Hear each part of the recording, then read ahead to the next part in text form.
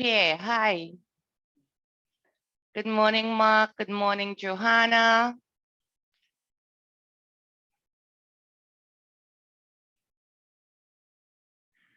Okay, so it's great to have you guys with us this morning. Welcome and welcome back to our new and returning students. Some of the names are quite familiar, so for those that are returning, welcome back. And then for those who are joining us for the first time, welcome to the Department of Economics, welcome to the University of the West Indies. Now, this is our first interaction that we'll be having, and certainly it will be one of many interactions that you would have with the Department of Economics. And hopefully, the rest of those would be face-to-face. So in today's meeting, we would be continuing this virtual mode of engagement.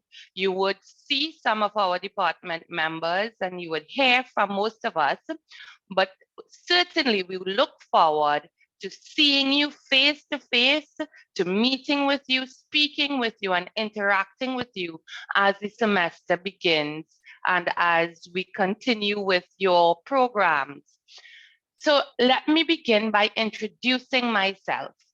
I am Miss Malini Maraj. I am an assistant lecturer with the Department of Economics, and I am also the chair of the Academic Advising and Mentorship Committee of the Department of Economics. We have a team that you would meet shortly joining us from the department today. And I would like to, on behalf of the team and on behalf of the department, encourage you to engage with us throughout this session this morning. At any point in time, if you have a question, feel free to post to the chat or raise your hand, and we will try to address those concerns as timely as possible. But we have quite a long session today, meaning that we want to ensure that all students, new and returning, are comfortable with this academic advising process and registration process, which we really understand can be overwhelming at times, particularly for new students. And we have returning students here who can also verify that although they are returning, it is as challenging because it requires quite a lot of investment of your effort and time in understanding how you map the way ahead. So with that, let's just take a look at what you can expect from today's orientation session. I was about to say tutorial. It feels like a tutorial, but it's an orientation session that we hope that you would be able to use to your benefit as you maneuver through the next academic year and the next semester in particular. So as I said, we would have our welcome remarks, not just from myself, but from our team that would be joining us today. And we would like to remind our returning students and inform our new students about the university, about the institution itself, and the relationship between what you are doing as part of your degree program, the department, the faculty, and the university as a whole. And then we move into the nitty-gritty of things, because we have academic advising beginning next week, as many of you would know, and we want to guide you through that process so that over this weekend, actually, you can become familiar, you can orient yourself with what you need to do come next week when you meet with your advisor, when you have that discussion about the way forward with your degree program. And that involves, of course, knowing what your degree is about.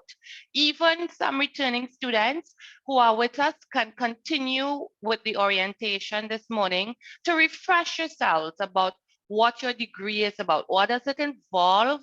Because you might have been with us over the past couple of years, but it's always useful to revisit this foundational set of information to ensure that you are clear about what you are going to do to complete your degree, what you need to do, and how does your degree then come back to informing your graduation, informing where you move forward even after your university life. Now, we would have quite a lot of discussions and an open forum, but before we get to that point, we would revisit again a checklist of what you need to know now that you were exposed to it, and other regulations and administrative matters that, again, even if you are returning students, it is important to always remind yourselves about. Now, with this, I would like to encourage you to sit back, take in our conversation, engage with us, and let's get to know each other. Our members of staff joining us today are now invited to introduce themselves. I would call on them as they are on our participants list to briefly bring their introductions to you and to let you know about what they teach. So perhaps when you meet with them and you are having your academic advising session, you would be able to at least identify who they are. So I would start with our head of department, who would speak to you after her introduction, but quickly, Dr. Mohammed, can you introduce yourself? And then we move on to the other members of staff, and then following that, have you bring your greetings about the university to the students. Hi, thank you, Chair, thank you, Malini. Good morning, everyone. That's our staff, new students, returning students. As you heard, I am Dr. Amrim Mohammed. I'm head department of economics. First year students, you don't meet me as yet. I teach on the second and third and postgraduate levels. I teach intermediate microeconomics 1 and 2. I am part of a team that teaches Caribbean economy, and I teach third year industrial economics. I do look forward to meeting you one-on-one, and I'm sure that you will be very happy to be back on campus with us, since teaching is going to be face-to-face going into this semester 1 and semester 2, unless something untoward happens. So since I'm going to be talking to you in a little while again, I will give way to another member of staff. Thank you. Thank you, Dr. Mohammed. Now, first year students, you may not meet Dr. Mohammed in a teaching capacity, but certainly you should familiarize yourself, as Dr. Mohammed is our head of department, and your interactions with her from the very beginning will be very important with regard to administrative matters and any undergraduate matters that concerns your degree. Moving on from Dr. Mohammed, I would now like to introduce Mr. Joel Jordan to welcome you and to introduce himself. Hi, good day, everyone. My name is Joel Jordan. I'm the administrative assistant for the Department of Economics. And I would be any administrative matters that you need advice on. The department is really here to provide that type of service. And we will also have some other clerks within the department that you might become more familiar with. One of which is on the call currently. Well, sorry, two of which is on the call currently. That will be Mr. Nigel Lewis Cornwall. He would be dealing with undergraduate student matters. So anything to do with credit and exemptions, removal of academic advising holds, and if you just need advice in terms of how to get certain things done, he is normally there, and he is also he is there, and he is also there to provide any information with regards to the undergraduate desk.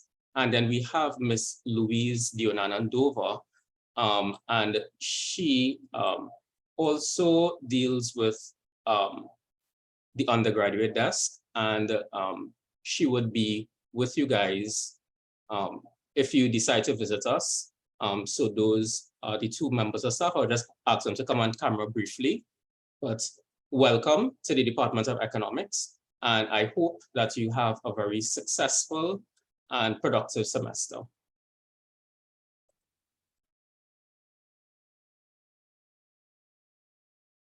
So, Mr. Jordan said, if you decide to visit us, and I want to change that from if you decide to visit us to when you decide to visit us. I want you to make the Department of Economics your point place to ensure that you have all the important and accurate information at each stage of your degree program. And that is a very important part of your university life. Seeking out information and finding it in the right places. So we expect that you will be visiting the Department of Economics on a frequent, frequently, you know, on a regular occasion, and that you would become familiar with the members of staff and that we can become familiar with you as well. Now, Mr. Jordan introduced Miss Louise and Mr. Nigel. So can I ask Louise and Nigel to just quickly say hi? Hi, good morning, everyone. I am Louise Dover. I'm one of your point of contacts to the undergraduate desk. Feel free anytime to, message us, email us, call us. We are here to lend support. I know Louise Dover is a mouthful, so Dover is fine, or Louise. So welcome to the Department of Economics. Thanks, Louise. And also with Louise, we have Nigel. Nigel, would you like to share video, or you can unmute and say hi to the students, welcoming them?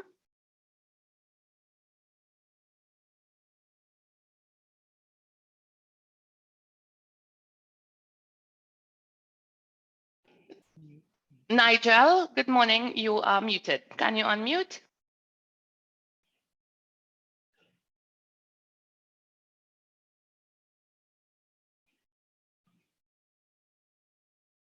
All right, I'm not hearing Nigel at the moment. So Nigel, can we can come back to you in a bit? All right, we're seeing you, but we're not hearing you, okay? All right, so while we get Nigel sorted out, on our teaching team now, we have our instructors. So you would have your academic members of staff that you would also meet at some point in time. But for your first year in particular, you would be engaged with a particular team, including Dr. Dedran Lewis, who is with us, Mr. Ricardo Lalu, Ms. Soleil Frederick, and myself, who are on the team right now. We have Mr. Anthony Birchwood, and I believe I saw Mr. Kobichan Budan. So just listing out some names that you should take note of as we go through the introductions, all of whom are part of your year one teaching team. So you will definitely be engaged with one of us in the next semester or within your first academic year. So with that, can I ask Dr. Lewis, Dr. Dedran Lewis, if you're with us, if you can hear me, to quickly bring greetings to our students. Hi, good morning, everyone. I hope you all can hear me. Welcome to the incoming students and welcome back to the returning students. I hope you find this academic year a productive one. And it's going to be exciting having to go face-to-face, certainly for the first time for the returning students. My name is Dedran Lewis. Some of the courses at level 1 that I'm on the teaching team include microeconomics, introduction to microeconomics, macroeconomics, remedial mathematics, and statistics. So some of you I will be seeing in some of the sessions. My one advice to you is to have your own experience. Yes, you could listen to the advice of your friends and colleagues, but make the experience your own and an enriching one. Take care. Thank you, Dr. Lewis. And I would like to share, that excitement for us to meet face-to-face, finally, our new students and returning students. Although our returning students might have been talking with each other and hearing the voices and sometimes seeing each other online, it would definitely be an exciting experience to meet each other finally after 2 years of being so remote and teaching remotely. So I am, like Dr. Lewis, very excited for this upcoming semester and to meet everyone face to face once again. Our year one lecturers continue with Mr. Ricardo Lalu, who also you would meet within your level 1 courses, but also, which you would come to learn about later on, would be the person you would interact with mainly for what we call a math proficiency test. So again, take note of that. And as we move on, you will have Mr. Lalu give you details about that math proficiency test. But for now, Mr. Lalu is sharing his video. I should say Dr. Lalu, my apologies. And he is here to say hi and to bring greetings to you guys.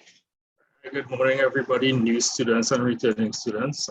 My name is Dr. Ricardo Lalu.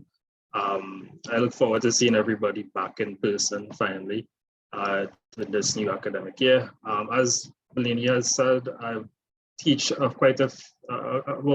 this year a couple level 1 courses, predominantly quantitative courses. This year I'm teaching Maths for Social Sciences, Maths for Economics 1.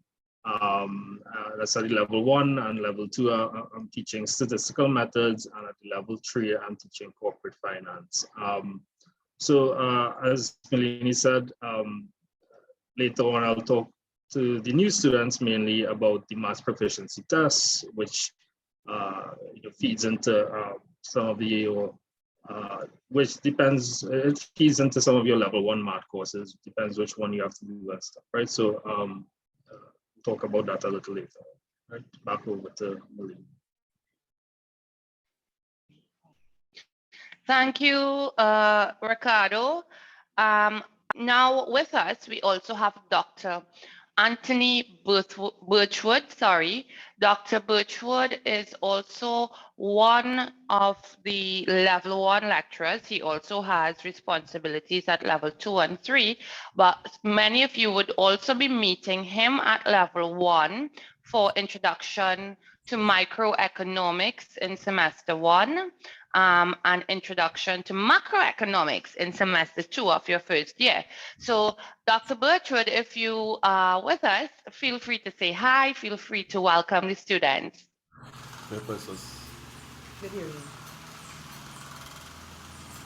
Hi everybody.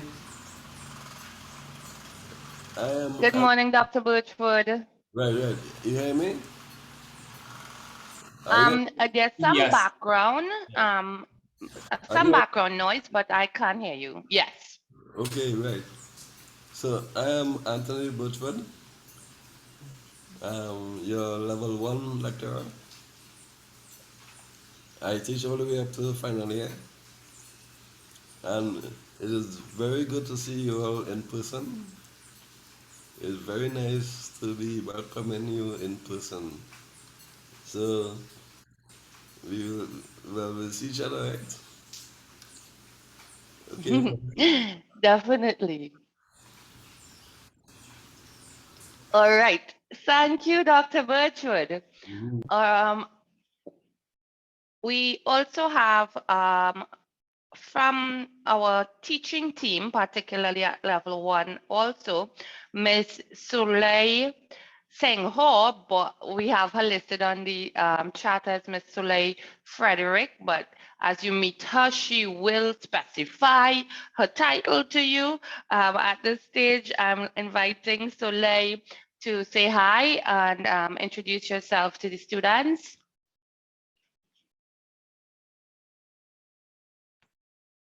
Soleil, you're muted.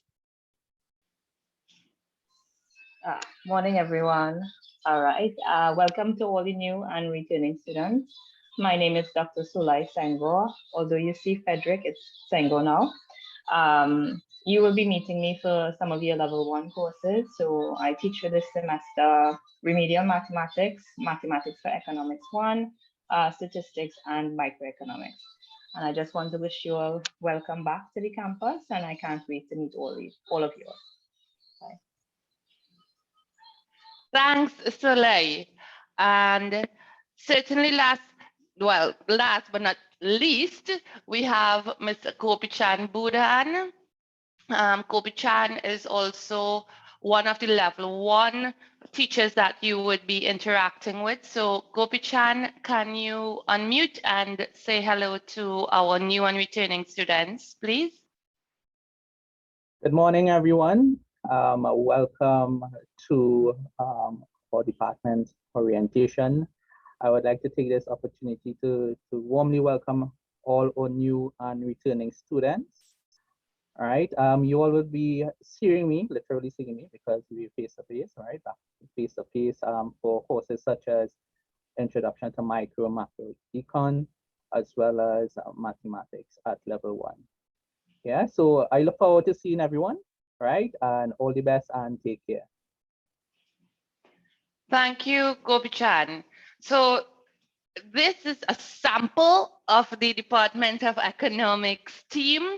We have several other members of staff that you will meet at some point in time personally. So here, this is where our face-to-face interactions will now give you a better idea of who are part of the Department of Economics. And now that we're moving to that face-to-face interface, you know, we hope that you feel open with not just hearing our voices, but seeing us and greeting us and letting us know what we can do to assist you throughout the time you have at the university. So it's a small team this morning, but part of a very big family, not just within the department, but the faculty and the university. And it's at this point then that Dr. Mohammed will introduce you to the relationship between your degree, your department, the faculty, and the university, which is part of the jargon of the university. You have to be familiar with what your degree is about, which we would detail later on, but the relationship between your department, the faculty, and the university, so you know how to navigate the next 3 years for our new students and the rest of the time that our returning students would have with us. So Dr. Mohammed, would you like to begin speaking about the university, the faculty, and the department, and the degree that our students are joining us to pursue? Thank you. Thank you once again, Malini. So for the first year students, for our new students, this part of it will really show you how the university ties itself together. And because all you know right now is the Department of Economics, Faculty of Social Sciences, but you must understand that we belong to a broader community. And what will engage you more is if you decide to do a minor across faculty rather to another faculty rather than right here in the Faculty of Social Sciences. So what I'll do is I'll briefly walk you through, first of all, the different faculties that actually come together to make up this entity called the University of the West Indies. So here on campus, we have, now, first of all, before I even tell you this, let me just give you the broader community, which is outside of the St. Augustine campus. Right now, you're sitting in the St. Augustine campus. Here, we're the St. Augustine campus. But our sister campuses will be Mona, which is in Jamaica, We have Cave Hill, which is in Barbados. We have 5 Islands, which is in Antigua. And then we have the open campus right here again at the St. Augustine campus. Now, inside the campuses, we have faculties. At the St. Augustine campus, we have the Faculty of Medical Sciences. We have the Faculty of Science and Technology. We have the Faculty of Food Production and Agriculture, Faculty of Humanities and Education. We have ourselves, Social Sciences. We have the Faculty of Law. We have the Faculty of Engineering. And then under the broader umbrella of the Faculty of Sports, we have the Academy, right? One of the academies right here at the St. Augustine campus. It's very new to us. They just got themselves a head of department. So that's why you're probably not seeing it on this slide. Moving along. Remember I told you, so you have the broader, all the campuses, then you come down, you have all the faculties, and then inside of the Faculty of Social Sciences, you have Behavioral Sciences, Political Sciences, ourselves Economics, and you also have Management Studies. So as a student, right, as we start to talk to you about degrees and minors, etc., you may find yourself attracted to doing a minor in something in behavioral sciences where you would have psychology, sociology, criminology, right? So you may want to do something like that.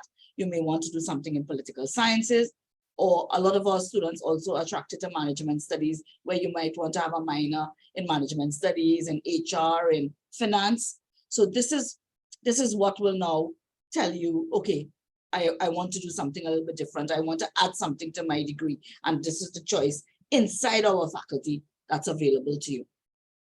What we'd like to also let you know is the Faculty of Social Sciences is supported by some institutes and centers that also fall under our umbrella. And that will be Caribbean Center for Monetary Studies, the Institute of International Relations, the Sir Arthur Lewis Institute of Social and Economic Studies. Both IIR and SELISIS are really postgraduate type degrees go on there. You have Center for Gender and Development Studies, and we have the Center of Health Economics, which used to be part of economics, but then they got larger and they became the Center for Health Economics. Moving along. Right. So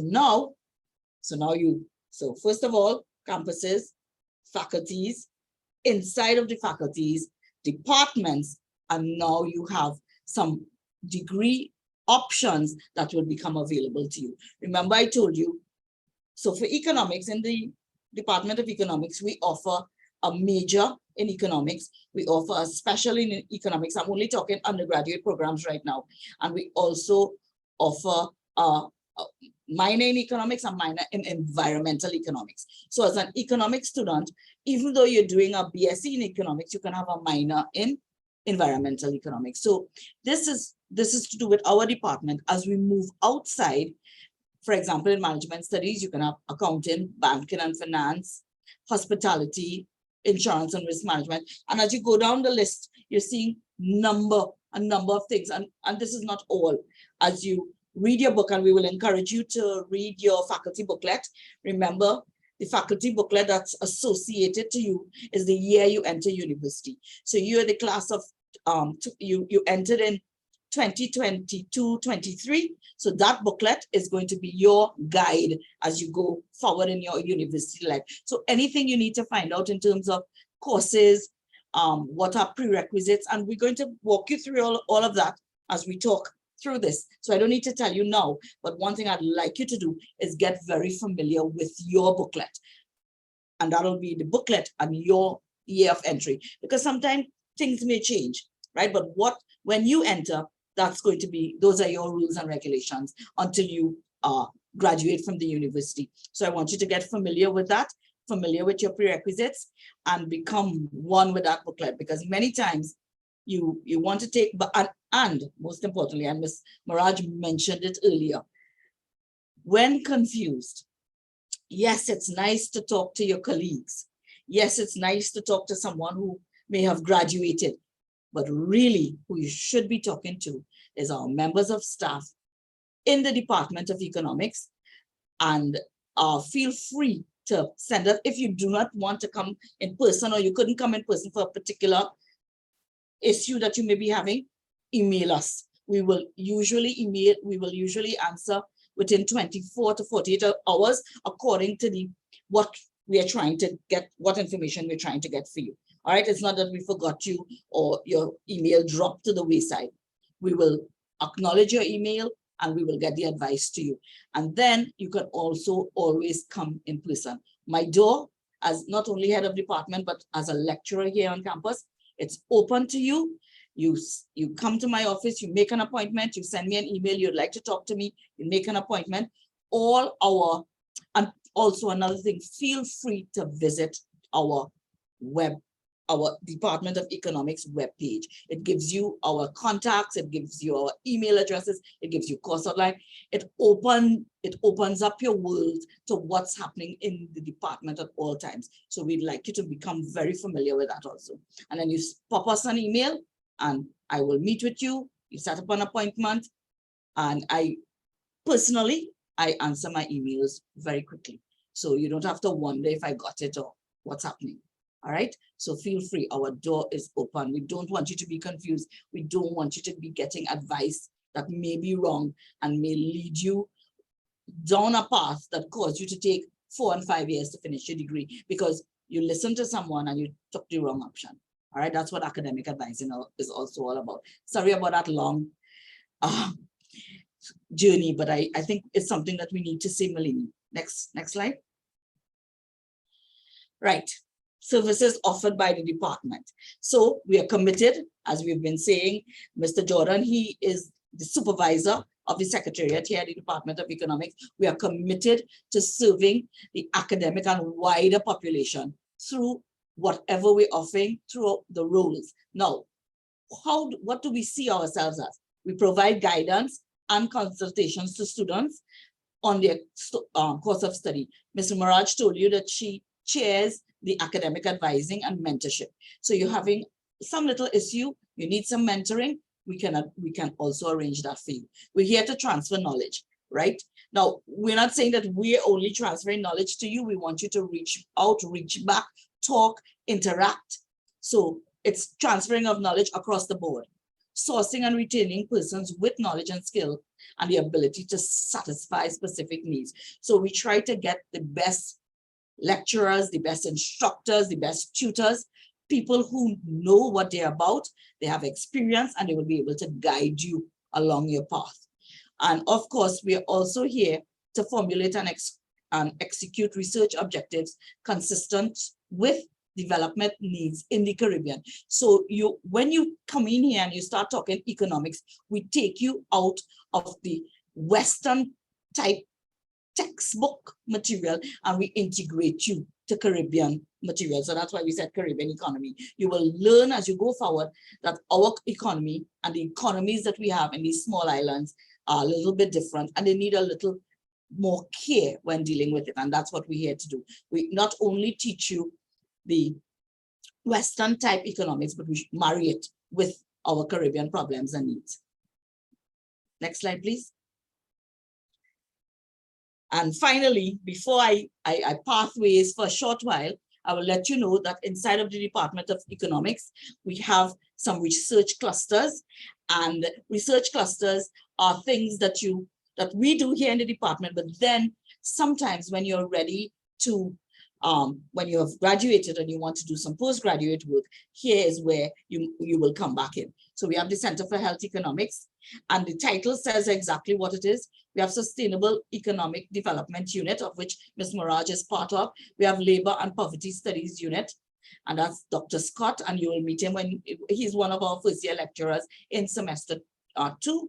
And we have the Trade and Economic Development Unit run by Dr. Roger Hussein. He's not here today, he's on sabbatical, but he is going to be your year. You'll meet him a lot in year 2 and year 3. All right, so for all our returning students, you will be meeting myself, Dr. Hussein, all the other names that you're probably not seeing here, but when you go to our webpage, you will see our academic members of staff and what they teach. Thank you very much for this time. Malini, I pass it back on to you. Thank you, Dr. Mohammed. So as you guys may notice, it is really a very close-knit system that we have at the university, because at each level, the department, the faculty, and the broader university, we have a certain relationship. So your degree is not in isolation. Your degree is part of a very large community that is beyond just teaching, but really allowing you, the student, to become a better professional, to understand how to operate in a dynamic environment. We don't want that when you leave the university, you then have to figure out what you need to do to be a professional. How do you work with other people? How do you interact with other people? You will have that opportunity here at the university, here within the Department of Economics, to develop those types of skills. So it is more than just a knowledge transfer, but about developing you, the individual, a young professional, into a better person who can function in society, function in the workplace, and also contribute to the Caribbean, to the environment in which you're living. So as we continue to talk to each other, you would realize the expanse of services that the department, the faculty, and the university provides, and the opportunities you have as a university student to develop yourselves. And that's why I would want to now talk to you about what you can do with an economics degree. Now, I am not going to fool myself, and I think the rest of the members of staff will agree with me that many a times students who join our department do so without totally understanding what you can do with an economics degree. Some students, like the subject area. Some students perhaps decide to try it out, maybe because they want to do something new. But honestly, and you can post to the chat and tell me if I'm wrong, some students do it as a foot into the university, sometimes with the intention of maybe transferring to do something else. Am I wrong? Now, we want to change that. We want to help you understand that an economics degree really offers a lot of opportunities to you. It is not just that when you do an economics degree that you become an economist, full stop. And that the only opportunity you will have is to work in the government or work in a bank. That's a misinterpretation about what economics is about. In fact, you can see here that there is quite a list, and this is not exhausted. Of course, there are even more opportunities we can add, but there is a list here of what you can do with a degree in economics. And what economics does for an individual is to provide you with, yes, knowledge in economics, but more importantly, skills that you can integrate yourself into any field. We have economists who are involved in the medical fraternity. And you would have seen, as Dr. Mohammed presented, we have a health economics unit. So economists can engage and integrate themselves in a variety of fields that offers so many opportunities that you then can actually move beyond the traditional view that you have to only work in the government or only work in a bank, and that is all economics is about. We have energy economists, we have environmental economists, we have financial economists, we have health economists. And then if you look at those fields by themselves, they offer a variety of knowledge, and it offers you opportunities to become part of a very successful career, to have a very successful career. So please expand your appreciation of economics and share that with the people you talk with, because I am sure that when you engage with your colleagues, many of you, even with your own parents, they may not appreciate what economics is about. And we're hoping to show you beyond that narrow perspective what economics is about. Now, if that didn't convince you, maybe this would. There was a study done some years ago about which graduates earn the most. And this speaks to median annual earnings. I kind of throwing you guys into this whole data analysis thing that you will learn about and you will learn to do in economics. But what do you notice here? Typically, you ask somebody, what do you want to do? What is your career of choice? And it tends to usually follow the engineering field. It tends to follow medical sciences. Of course, they tend to be the top faculties and the top demand of subject areas and careers. But who would imagine that economics is actually second to medicine and dentistry? And again, it comes back to the fact that as an economist, you can be integrated into other fields. You can be integrated into medicine. You can be integrated into engineering, computer sciences, business, law. So the fact that economists develop a certain set of skills, it makes it easier for economists to learn new areas and to apply the skills that they develop within their degree to other areas, therefore expanding the opportunities that they have. Now, not to sound bad, but one of my selling features, one of the selling things I tell students when I tell them about economics is that if you're an engineer, you're an engineer. It's a specific skill set. If you're a doctor, you're a doctor. It is a specific skill set. But if you're an economist, you can be anything because you can learn anything. Economics teaches you to learn. In a sense, that's what we do. Yes, we teach you theory. Yes, there are foundational things that you must know about economics, but the skill and the attitude you get from that process means that you can be anything. So that, if it did not convince you, hopefully as we meet and as we engage with each other moving on, I hope that I can motivate you more. I hope our team can motivate you more and create that passion, if it's not there already, about what you're doing and what you can do with a degree in economics. Now we get to the nitty-gritty of becoming part of the university, that formal part of actually selecting the courses that will move you towards your degree and your registration process and the steps that you have to understand as you maneuver through the program over the next 3 years. One of the most important services, and I can't stress enough how important this is academic advising. And academic advising is that first step of ensuring that we don't tell you what to do. Don't get mixed up. That is not what academic advising is supposed to be, that you come to us and we say, do this, do that, do that.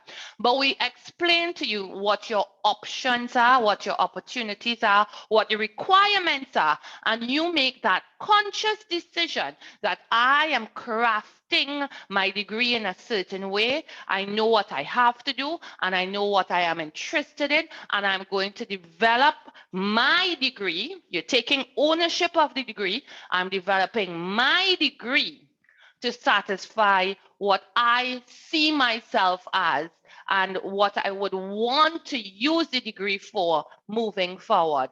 So academic advising is not just about us telling you what courses to do. It comes back to, also marrying academic advising with mentorship, because we want to get to know you and we want you to know yourselves as well. You can't come to us and just, wait for us to instruct and direct. You want to take that opportunity in academic advising to get to know yourself, know what your wants are. You don't have to figure it all out all at once, but develop that sort of independent responsibility of making decisions that we would guide you along with. So This is what academic advising is about and why it is so important that we spend time to show you how you go about accessing these academic advising services. So now I'm going to move you on to Mr. Joel Jordan, who you met. Mr. Jordan will review this whole academic advising process. It seems, again, intense. It can be intimidating, but if you pay attention and, of course, you review the recording, which will be posted to the department's website, you can then better prepare for when you meet with your academic advisor and when you actually have to make these very important decisions. So moving on to Mr. Jordan, I'm handing it off to you now to discuss how to prepare for academic advising. Hi, good day everyone again, and welcome to the Department of Economics new and returning students orientation. Before we move on to how we prepare for academic advising, I would just like to walk you guys through some online resources that we actually have available for you, and which will make your life a lot easier, especially in terms of interacting with us. So I'd like to, of course, direct you to the Department of Economics website, where most of the resources are available for you to access. So the website it's very simple in terms of how to access it. It's sta.uwi.edu/FSS, which is the Faculty of Social Sciences, /economics, and it carries you directly to the Department of Economics page. On this page, you would have, for current students, we have a number of resources. Of course, you would have your academic advising page.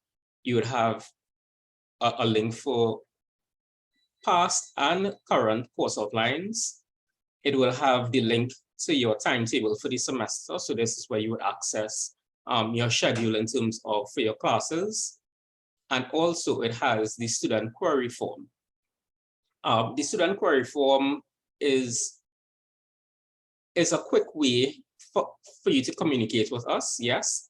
And it would have a number of different categories. So if you have any questions during the semester when we don't have any academic advising sessions, whether it be in terms of your credits and exemptions, if you're not seeing that you're registered for a particular course and the registration period has passed, just to shoot us a quick message, and we normally would get back to you within a working day. The faculty also has an online chat, which is to the bottom right-hand corner of this screen, where you could get to talk to a representative, sometimes from the Department of Economics, sometimes from the other departments, but they have very generalized information. So if you need a quick response, that link is there. We also have the links to the link to the mathematics proficiency test. And this link would already carry you to a page where it will, of course, give you the parameters under which you should be writing the MPT. Some people do not need to write the MPT, and what they do is that they sign up for the test, they pay for it, and then they realize, oh, I don't need to write the MPT. Please go through this information very carefully. Yeah, please go through this information very carefully. The MPT test, of course, well, I believe the dates for that will be further in the presentation, but you can access the information there. So let me carry you to the academic advising page. And for the academic advising page, we would normally have the schedule for the semester. We'll be posting that up later on today.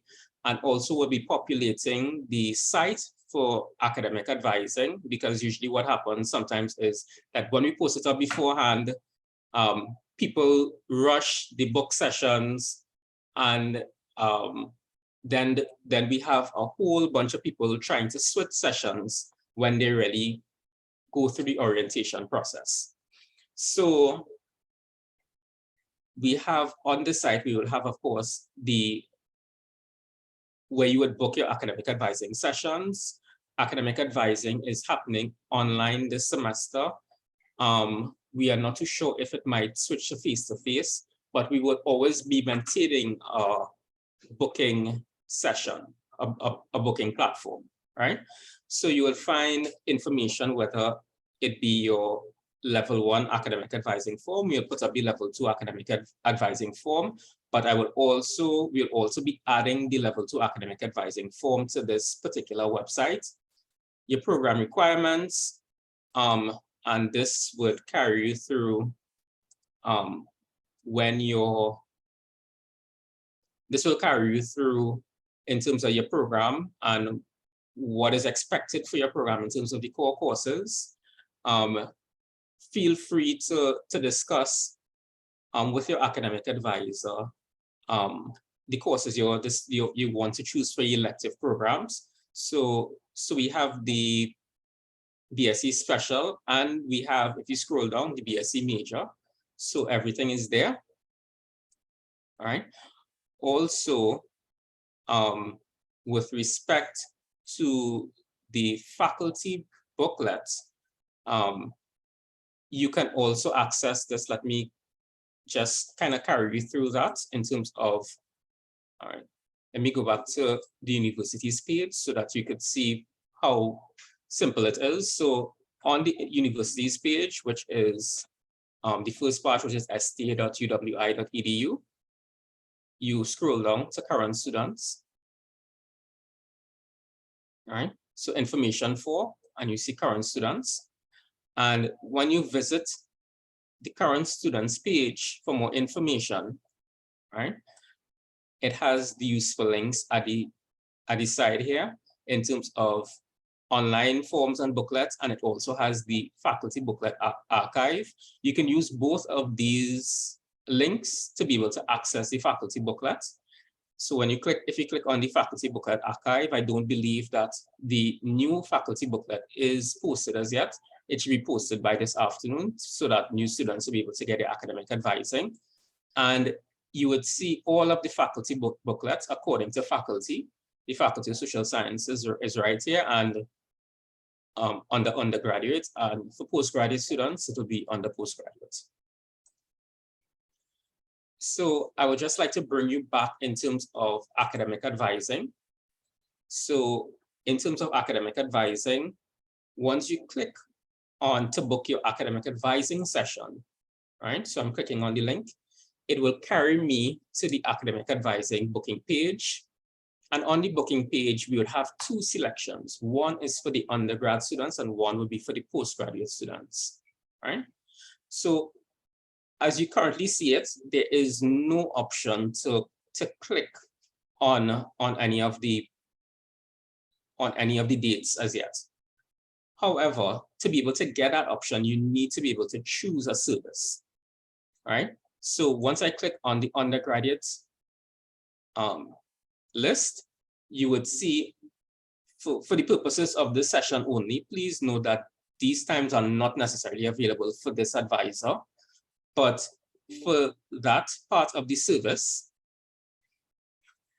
all right, I'm seeing somebody already making sure, already booking sessions, but this is not available for any students to book, all right?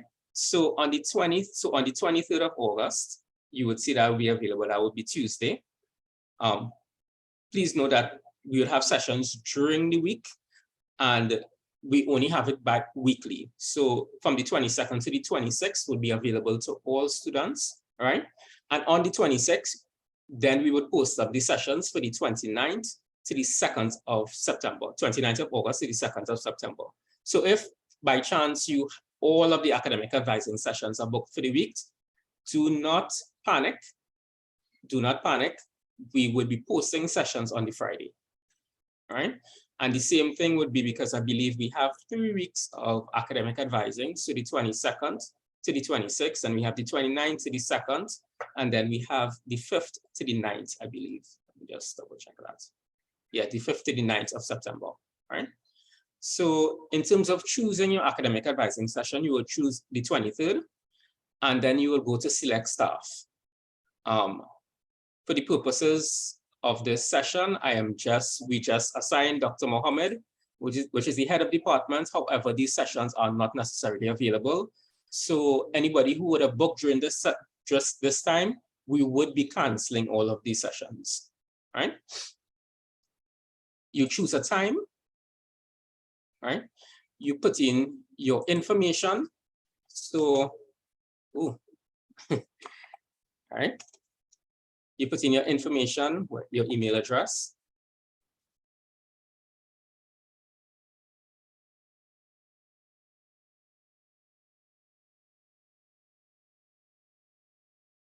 All right. We have some optional information. Please put in your phone number, because just in case we have maybe a cancellation, then we'll be able to, of course, be able to contact you and invite and basically tell you that if we had a cancellation, apologies. These are the alternate dates. The advisor would like to meet with you, so that you just wouldn't be waiting there wondering what is happening, right? Please let us know if you have any special requests. So during your university life, things happen, whether it be something very personal, something medical that may impede your progress, that you might be on either RTW or warning. Please indicate that to us, so that we would be prepared in terms of either one, reviewing a transcript to see how badly you are affected, and to be able to kind of come up with a game plan beforehand. So please put that type of information into this note section. Please put your student ID number, right? What is your major or special? Because we acknowledge that some people from other faculties might be doing either minors in economics or environmental economics. So this is just to make sure that you are booking the right session, right? So put your major, put your minor. If by chance we see that you are not connected with us in any way, then we might reach out to you just to find out if we could assist you in some other way, in terms of, instead of coming to a whole academic advising session, you might just need one bit of information. All right. So these are the optional tabs in terms of if you're on RTW, on warning or RTW, of course, click no. And if you are trailing any courses, it's optional to put it, but at least put a note section. And once you click on that, so let me see if I could,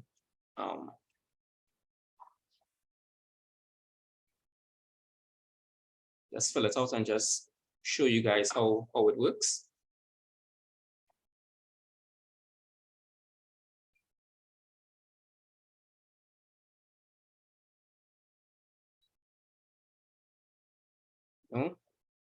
All right. You choose your time, you put in your phone number.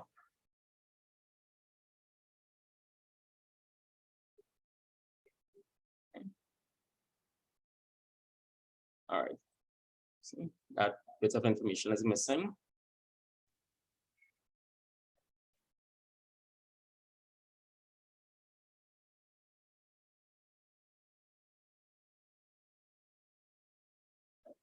All right.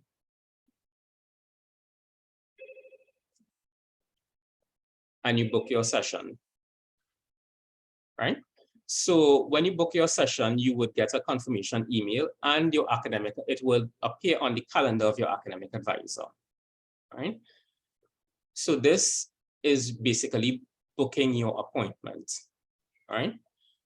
When you, in terms of preparing for academic advising, we always advise students, please read your faculty booklet, just in case you have credits and exemptions to access. If you want to know the structure of minors that you're considering, if you want to do co-curricular courses, these things are very important. These things are very important in terms of when you approach your academic advisor, to be able to give them that type of information, so that the academic advising session runs as smoothly as possible, right? So once you see it here, so you would see that I have an academic advising session scheduled with Dr. Mohammed, and either I could cancel the booking or reschedule the booking, right? All right.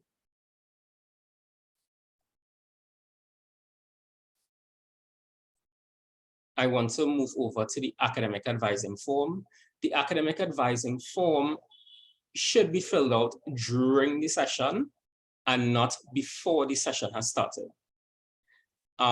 One of the reasons is that this is a way that we could verify that you spoke to an academic advisor, and then we would be able to remove your hold if you are level 1 student.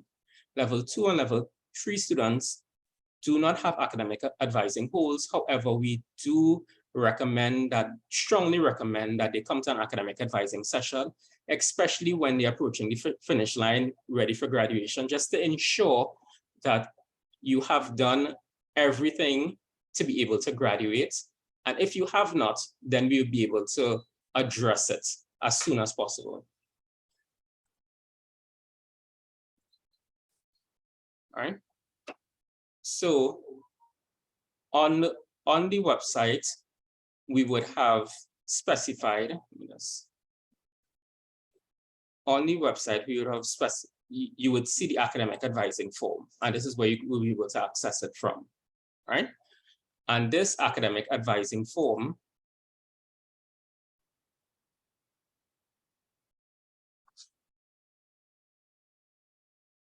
so when you start your academic advising session, you'll be invited to, of course, put in the information in terms of your personal information. This is while sharing screen with your academic advisor, so that if there's anything that they could correct you if you're doing anything wrong. Put in your email address. We do suggest that you always use your university email address. And of course, your contact information, whether you're full-time or part-time, and the form will carry you through in terms of steps, right? In terms of the level 2 forms, it will start the same way, but it will require a bit more work in terms of you going through your transcript and really highlighting the courses that you have completed and the courses that you want to do. So you basically have 5 courses per semester. Some people, depending on their circumstance, will do more, but 5 courses is the general rule of thumb. So for those 5 courses, you're trying to see if you could speak to your academic advisor in terms of making sure that you complete those 5 courses. In some instances where you don't do 5 courses a semester, you might be doing the course during the summer. Make sure you're very clear in terms of your progress. If you realize that you're only doing 4 courses a semester, know that you would have to do either an extra semester, extra year, or do it during the summer. All right. All right. So after you have finished your academic advising and you submit your academic advising form, of course, you will get a copy, the department will get a copy, and then you can proceed to register. All right. So I think that is it for this session. And if you guys have any questions at all, please put it in the chat. And of course, we have a question and answer period at the end. So back to you, Malini.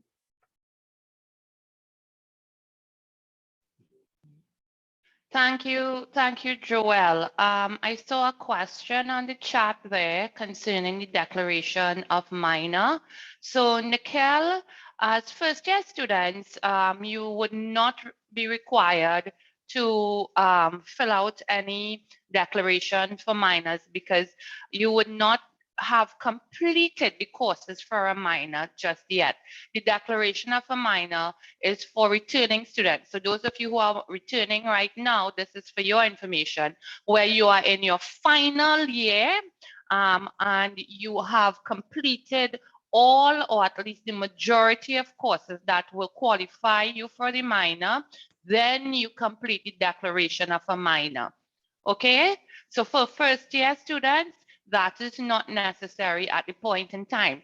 But you know what you can do, however, you can think about what minors you might be interested in, because when you are advised in your first year, having an idea of what minors you may be interested in pursuing will help you select appropriate courses that will allow you to pick up the minor courses or the courses for the minor later on in your second and third years. All right, so it's something you can think about in your first year, but in terms of the actual declaration, it's only for students who are completing the program and are in their final year of completing the program. Yeah, all right? one more thing is that when you do your declaration, I believe the declaration of minor form is on the faculty website itself, because you're declaring it to the faculty. And it is done in the final semester of your final year. If you are doing double majors, that you don't declare another major at that point in time. If you're doing a double major, you have to write, this is within your first or second year, to the Assistant Registrar of Admissions, indicating that you would like to pursue a double minor, and that will be and as a process that has to be approved. Sometimes we get students trying to declare another major at the end of their studies, which is not something that is done. All right. So as much as possible, try to write to the Assistant Registrar Admissions if you have to apply for a double minor. Sorry, a double major. A double major. Yeah. All right. Thanks again, Joelle. Now you realize, folks, that this was quite a lot of information, but I would like to remind you that the recording for this meeting will be posted to the department's website so that you are free to revisit it if you like. If you know you want to probably be reminded about the process or some sort of information that would have been shared. And also, please feel free to share it with colleagues you may have who might not have been able to attend today's orientation meeting, so that the information will be available and you are then at least a little bit more comfortable as you attend your academic advising session. So Mr. Jordan would have reviewed all of these important aspects of completing and preparing for your academic advising session. Also, just as a quick reminder, at any point in time, and this is for both new and returning students, you need to access your faculty booklet. A student entering the university at a particular time for a particular year will need to access the relevant booklet based on their year of entry. So I know we have some returning students and we also have new students. For the new students joining us, the faculty booklet you would be using for the duration of your degree program will be the Faculty of Social Sciences Handbook for 2022 to 2023. So for our new students, this is your year of entry or your admit term, as we refer to it, which is 2022-2023. And that will be the faculty booklet that you would be using over the duration of your entire stay at the university. For our returning students, based on your year of entry, you would then be utilizing that particular faculty booklet for when you would have joined the university. And please save that booklet when you have accessed it. Keep it, because it will always be what you are going to refer to at every point, you have academic advising. At every point, you have to review your degree and ensure that you're on the correct path. At every point, when you have questions to ask about examinations or university regulations, that is the booklet you would be utilizing. So it is very important that you have it at hand, you have a copy of it, and that you could always go back to and refer to it, because again, while you have academic advising, we want to ensure that you take responsibility as well for guiding yourselves and making the right decisions as you go through the program. Now, again, you would meet Dr. Soleil Senghor. Dr. Soleil would now begin explaining to you what you need to know about your econ degree. A lot of students come in and they don't really understand what a degree is about, and we want to brief you and help you understand that a degree is not just because you're doing economics, it's only economics. I think a lot of students tend to think that as well, new students, but even for our returning students, to probably just reiterate some of the information you might have forgotten or that you just want reminding about, Soleil will go through what you need to know about your econ degree. So handing over to you, Soleil. Thank you very much, Malini. Morning again, everyone. All right, so the Department of Economics, we have different programs, and so we want to go over the special in economics. We would have a special in economics, a major in economics, a minor in economics, and a minor in environmental economics. Now, I would assume that most persons that are on this session would be either the special in economics and the major in economics. We may have a couple minors, but I assume mainly major and special. So each special and the major is composed and comprised of the core courses, the foundation courses, and the elective courses. Now the core courses, those make up the compulsory portion of your special or your major, and those are usually split up into level 1, level 2, and level 3 courses. Those courses must be completed in order to say that you have a special in economics or you have a major in economics. They must be completed. Now, the thing about the core courses is that they usually determine what electives you can choose, because you must complete the core courses because they are prerequisites for certain elective courses, and they are also prerequisites for other core courses. So for example, if it is that you one of your core courses for level 1 would be microeconomics and macroeconomics, you must complete those 2 core courses at level 1 in order to get into the intermediate macroeconomics and intermediate microeconomics. So it is imperative on you to be able to get through these core courses as timely as possible in order to get on to the next level of your degree. Now we have 3 foundation courses that are also compulsory. There's an English course, there is a Caribbean Civilization course, and there is a course called Science, Medicine, and Technology. Now, those are 3 courses that are mandatory for your degree. They can be completed at any point inside of your degree. However, usually when you attend academic advising, it would be advised for you to get it completed within the first year. That way, it's one of those things that you don't have to think about after you've finished year 1, and when you're thinking about your electives and you're thinking about finishing your minor and all these different things, you're not still contemplating your foundation courses. So usually when you go to academic advising, they'll try to get you to get these done within year 1, at least I do. Now the third part is your elective courses, and as Malini has mentioned before, we have a whole variety of topics and subtopics and sub-themes that we can explore inside of economics. And so your elective courses allow you to be able to explore different parts of economics and also of other faculties, depending if it is that if you've chosen minors in other departments or other faculties, it allows you to be able to explore those different topics and sub-themes.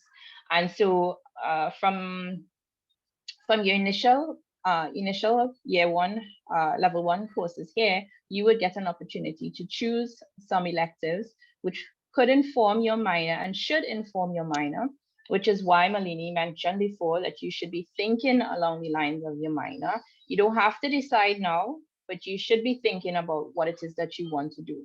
Because the reasons or the choices, what informs your choices of electives would be what you ultimately want to do as your minor. So you would have prerequisites that you may have to do to be able to select your minor. And again, in year one would be an opportune time to be able to select those electives that would inform the minor later on. Because what you don't necessarily want is that you choose electives, without any thought process behind it. And then in year 2 or in year 3, now you decide you want to do a minor and there's just not enough. You don't have the prerequisites, and now you have to come over in level 2 or level 3 to try to do prerequisites to complete a minor, which just is not going to leave you enough time, and you're going to add on extra years onto your degree program in order to complete these minors. So these are things that you should be thinking about from the beginning here. Like I said, you don't have to set a decision on your minor, but you should be thinking about it. And your booklet that both Malini and Joel mentioned is very good for you to keep on hand at all times in order for you to look over what is available as courses throughout the faculty, and look at the options that we have for minors and the options that are required if it is that you see something that you might like, see what the prerequisites and what the courses, what the types of courses and what the course content would be at the back of the booklet. So very important to keep on hand, very important to spend some time going through to make sure that you understand what the faculty offers and what the Department of Economics offers. Now, next slide, please. Now, we have some subspecialty areas in economics that you should consider. And of course, we mentioned that there's a health economics unit. So there's health economics, we have labor economics, we have financial economics, behavioral economics, economics of sustainable development, economics of poverty, economics of education, economics of crime, environmental economics, economics of regulation, of culture, and of transport.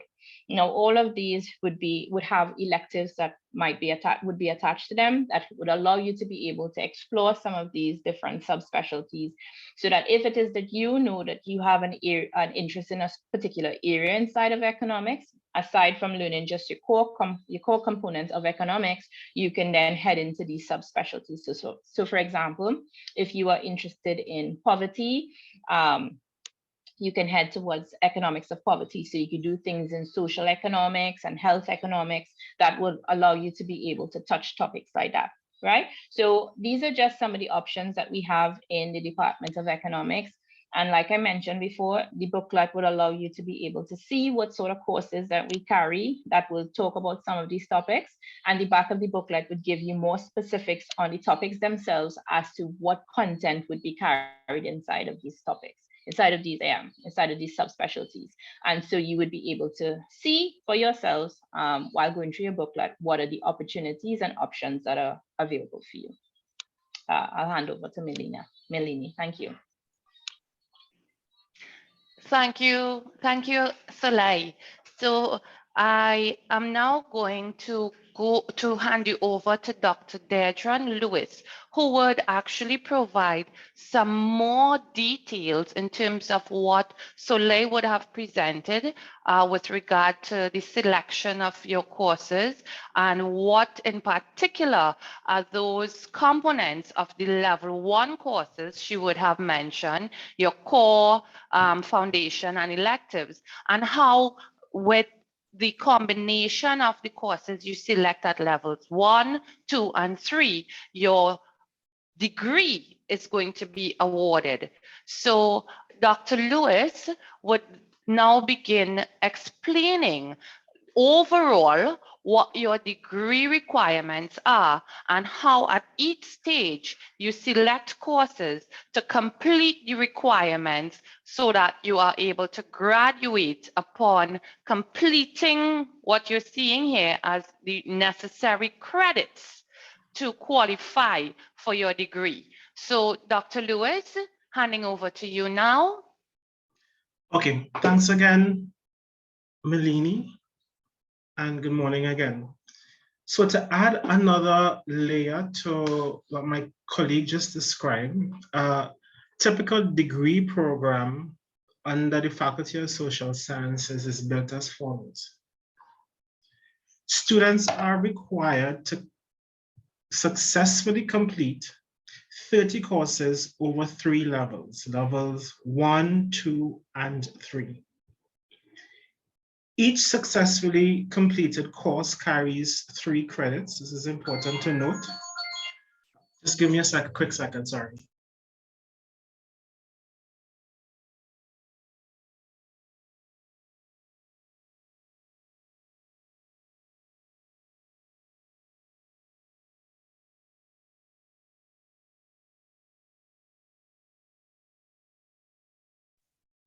Apologies. So let me start again. So the degree is built as follows. Students are required to successfully complete 30 courses over 3 levels, levels 1, 2, and 3. And each successfully completed course carries 3 credits. So if you pass a course, what that means, if you pass a course, then you would be awarded 3 credits. What this means is that completing 30 courses as required over the 3 levels would be equivalent to gaining 90 credits. And just to sort of summarize all of that again, each course carries 3 credits. And since you are required to complete 30 courses, then you are essentially required to gain 90 credits in order to complete your degree. To elaborate just a bit further on the levels, as we have them here, levels 1, 2, and 3, each level represents individual academic years. And in an ideal situation, a full-time student, let's say, I'm not too sure how many of you may be full-time or part-time, but in the case of a full-time student that is taking a full course load, such students will take 3 academic years to complete an undergraduate degree. And this is provided that the student passes all the courses on the first try. This period, this 3-year period, can be broken up as follows as we move on to the next slide.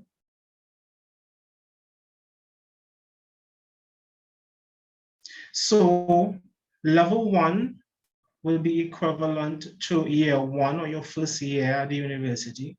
Level 2 would be your second year. Level 3 would be your third year.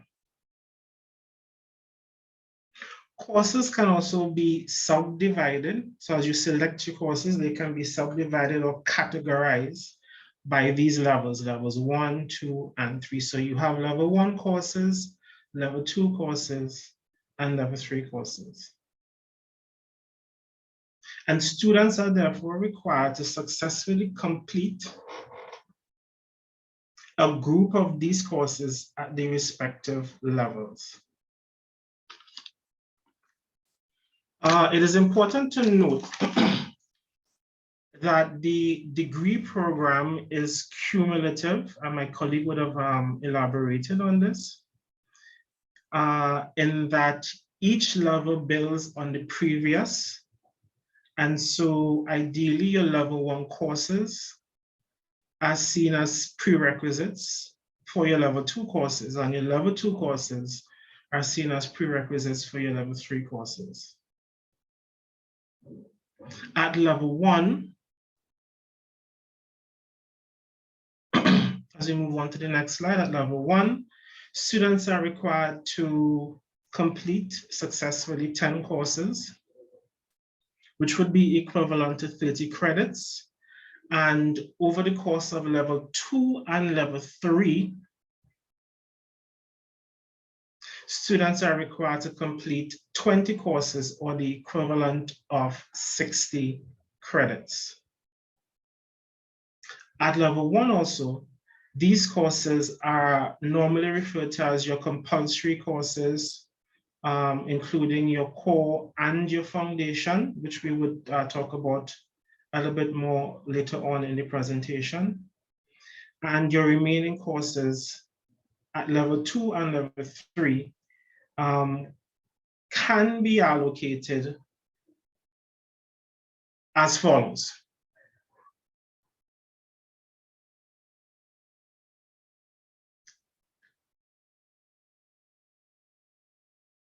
All right, so once you've completed your level 1 courses and you move on to level 2, depending on your degree option, you are able to select the following options.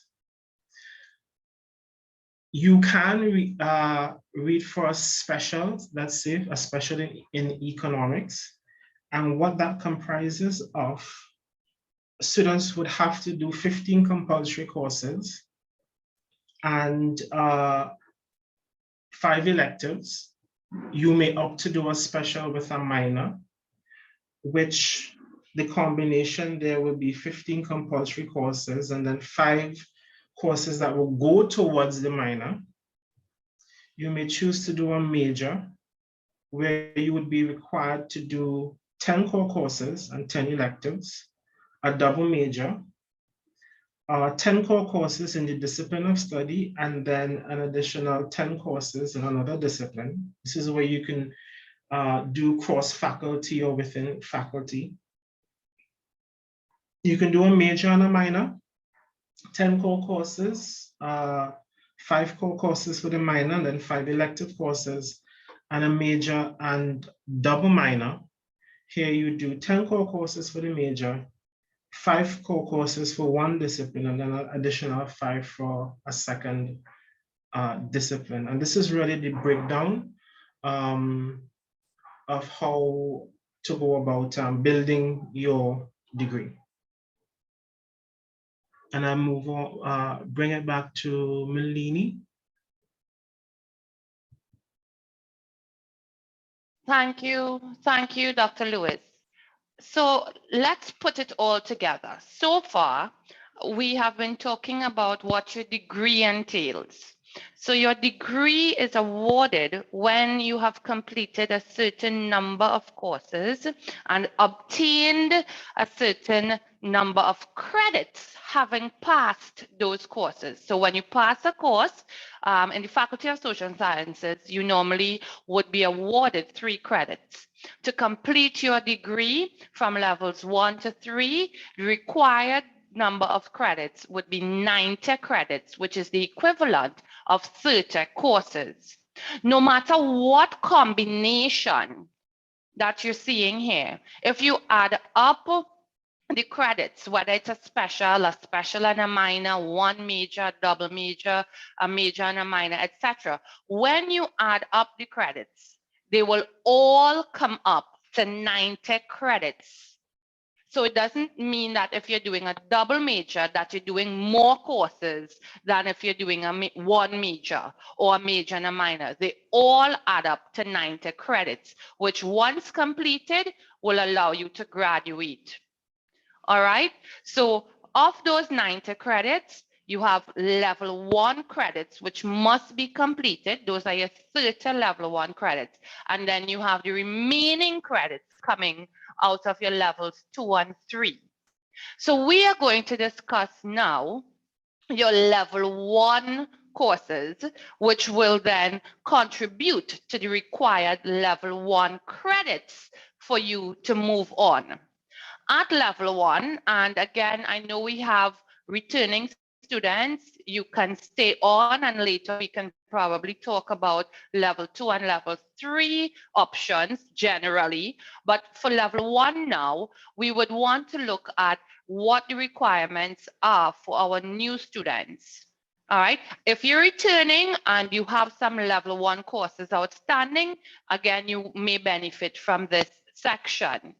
So at level 1, as Soleil mentioned, you have categorizations of courses, which are core.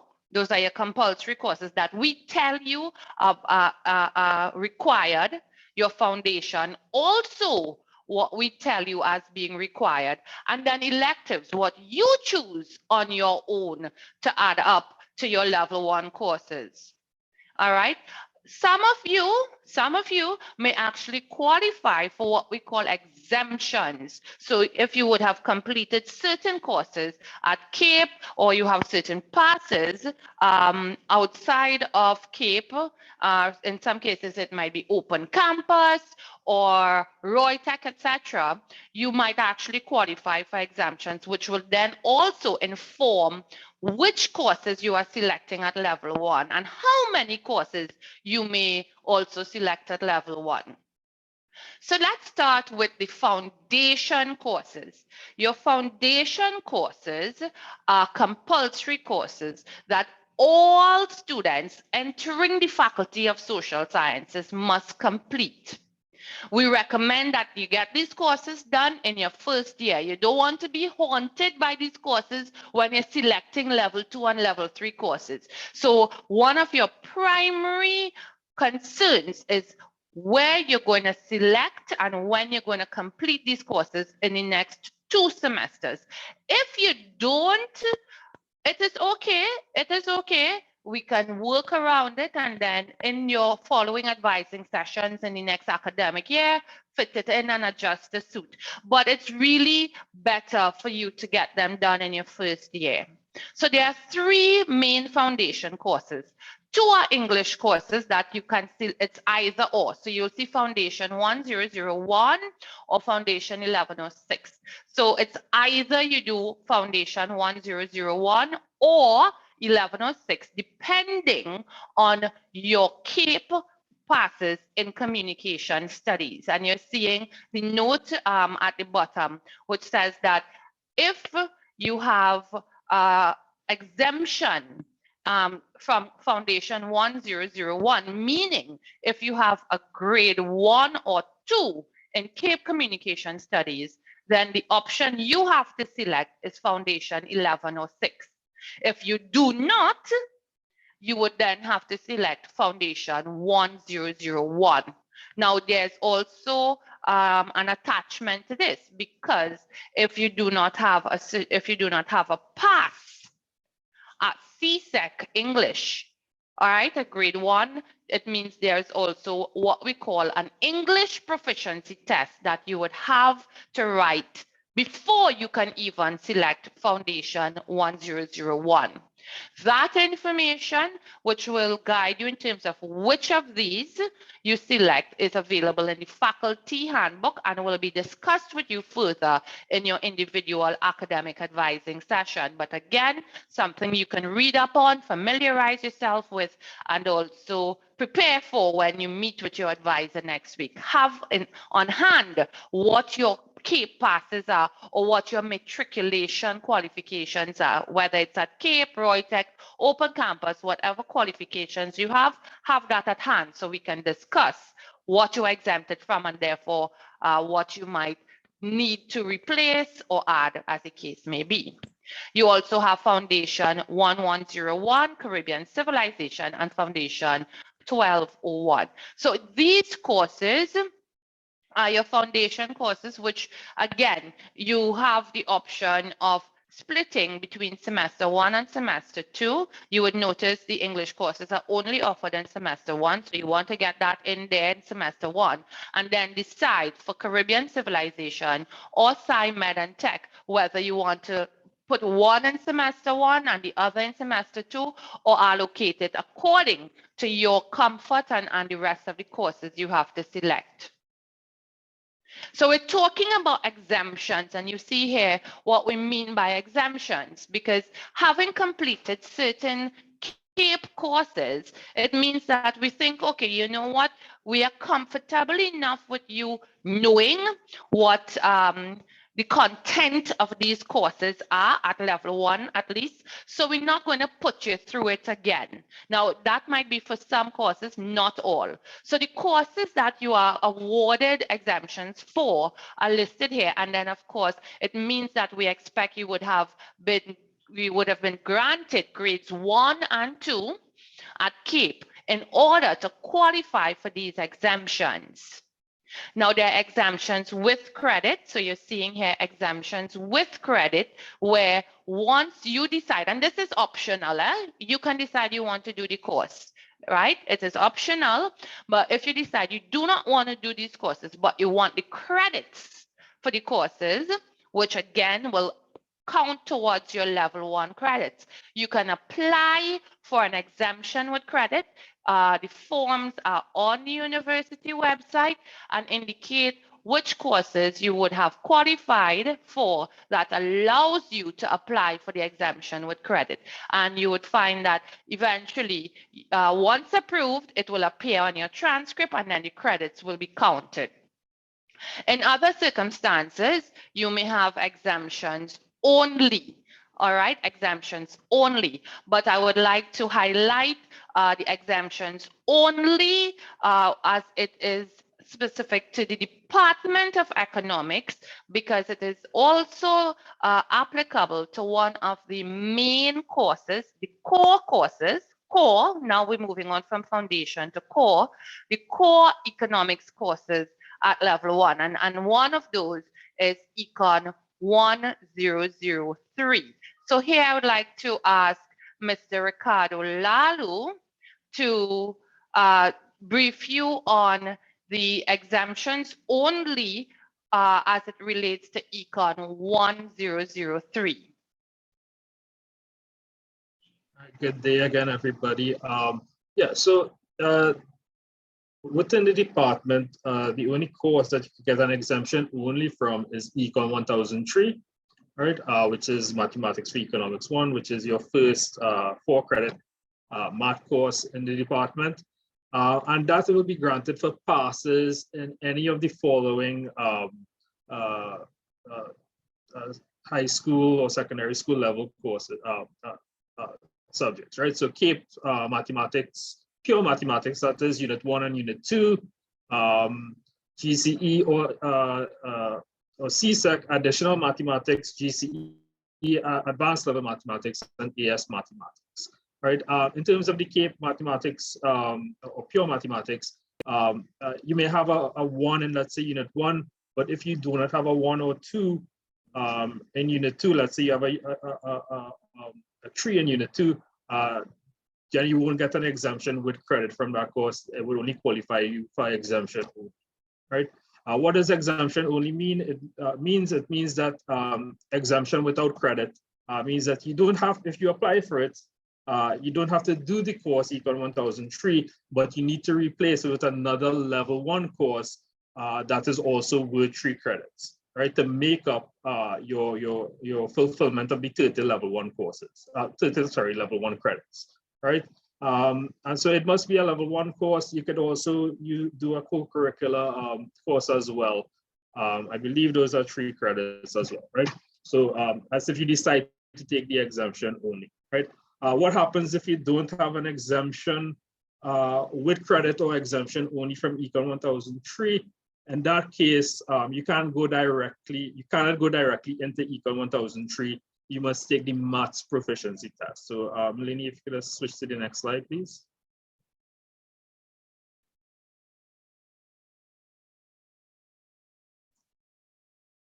Seeing it? Not yet. Oh, sorry.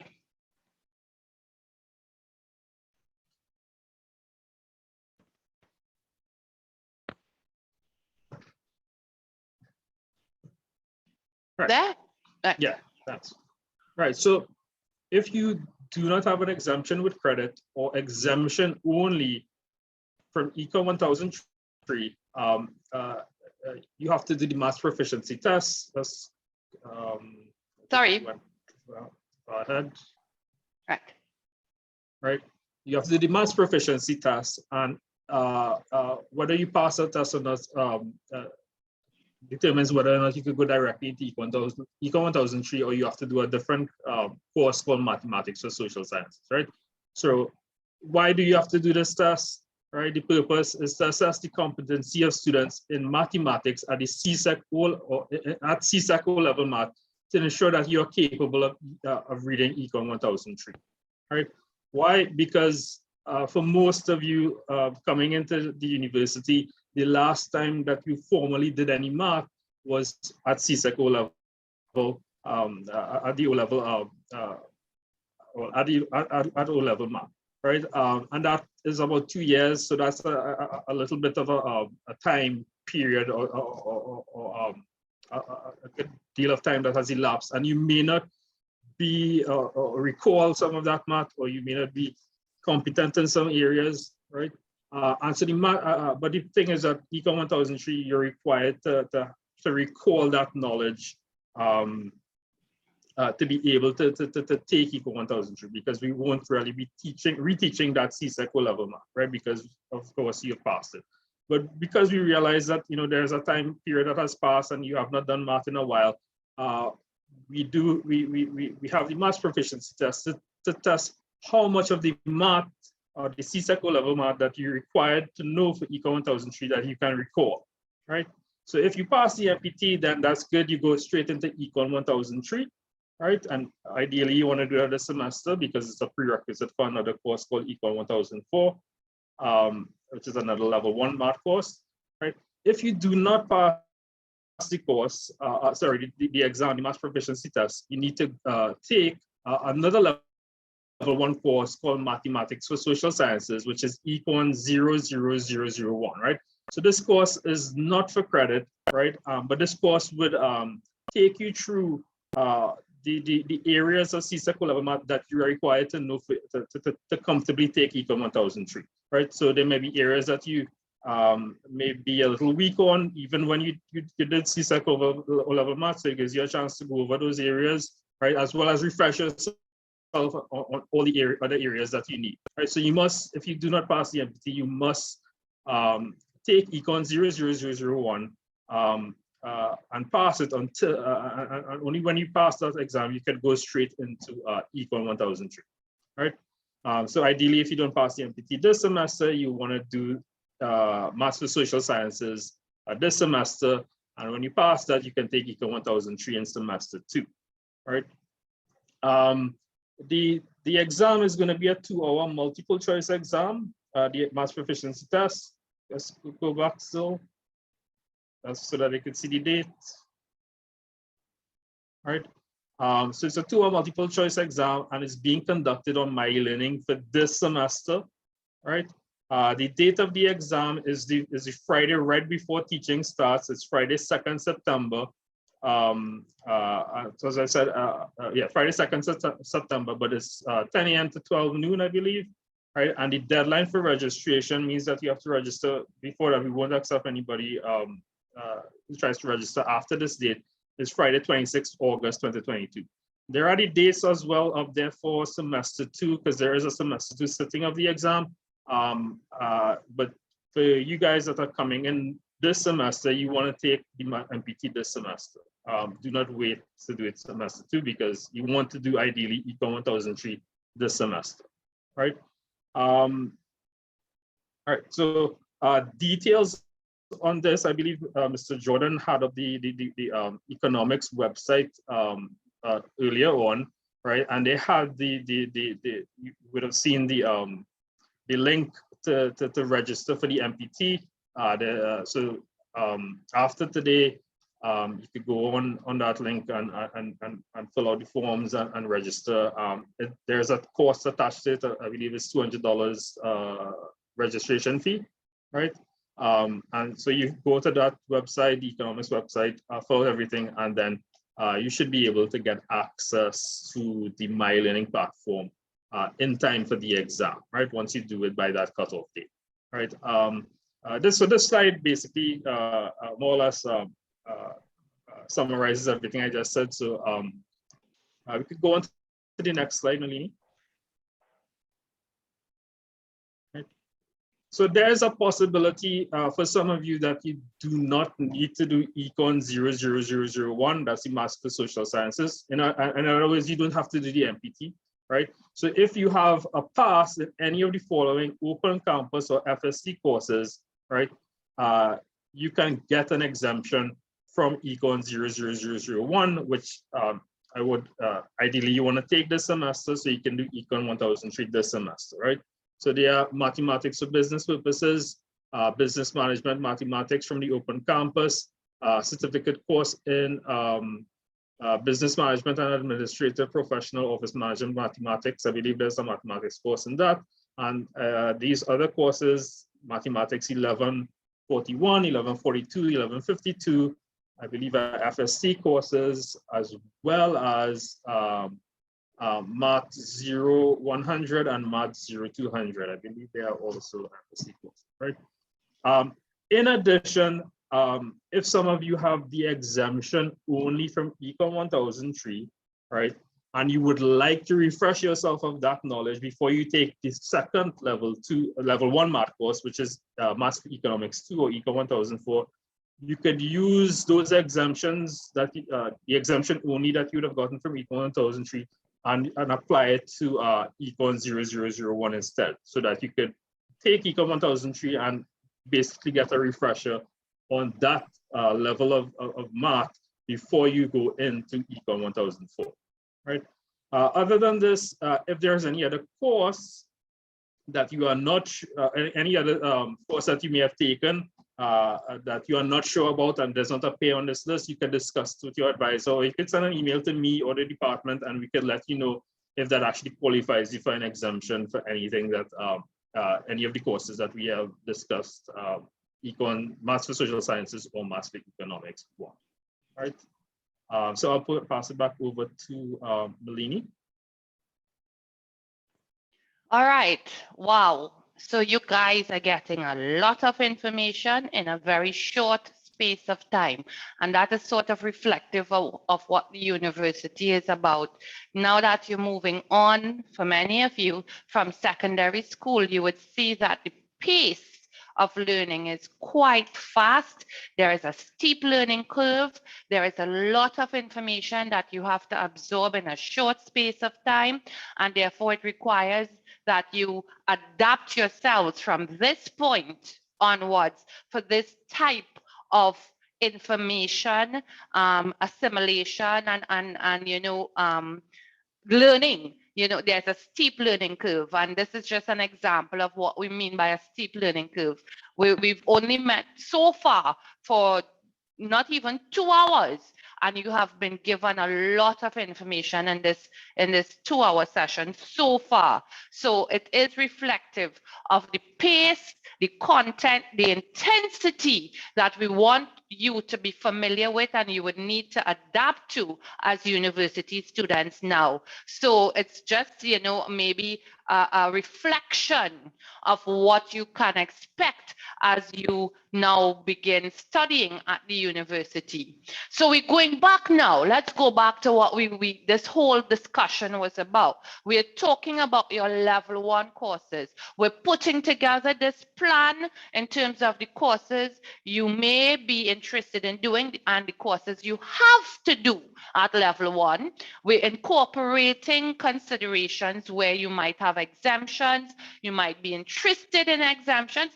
It's not compulsory that you have to apply for the exemptions, but we're now incorporating all of those considerations so that when you meet with advisor, you can put it all together. And what does it mean then, putting together? What would you be putting together?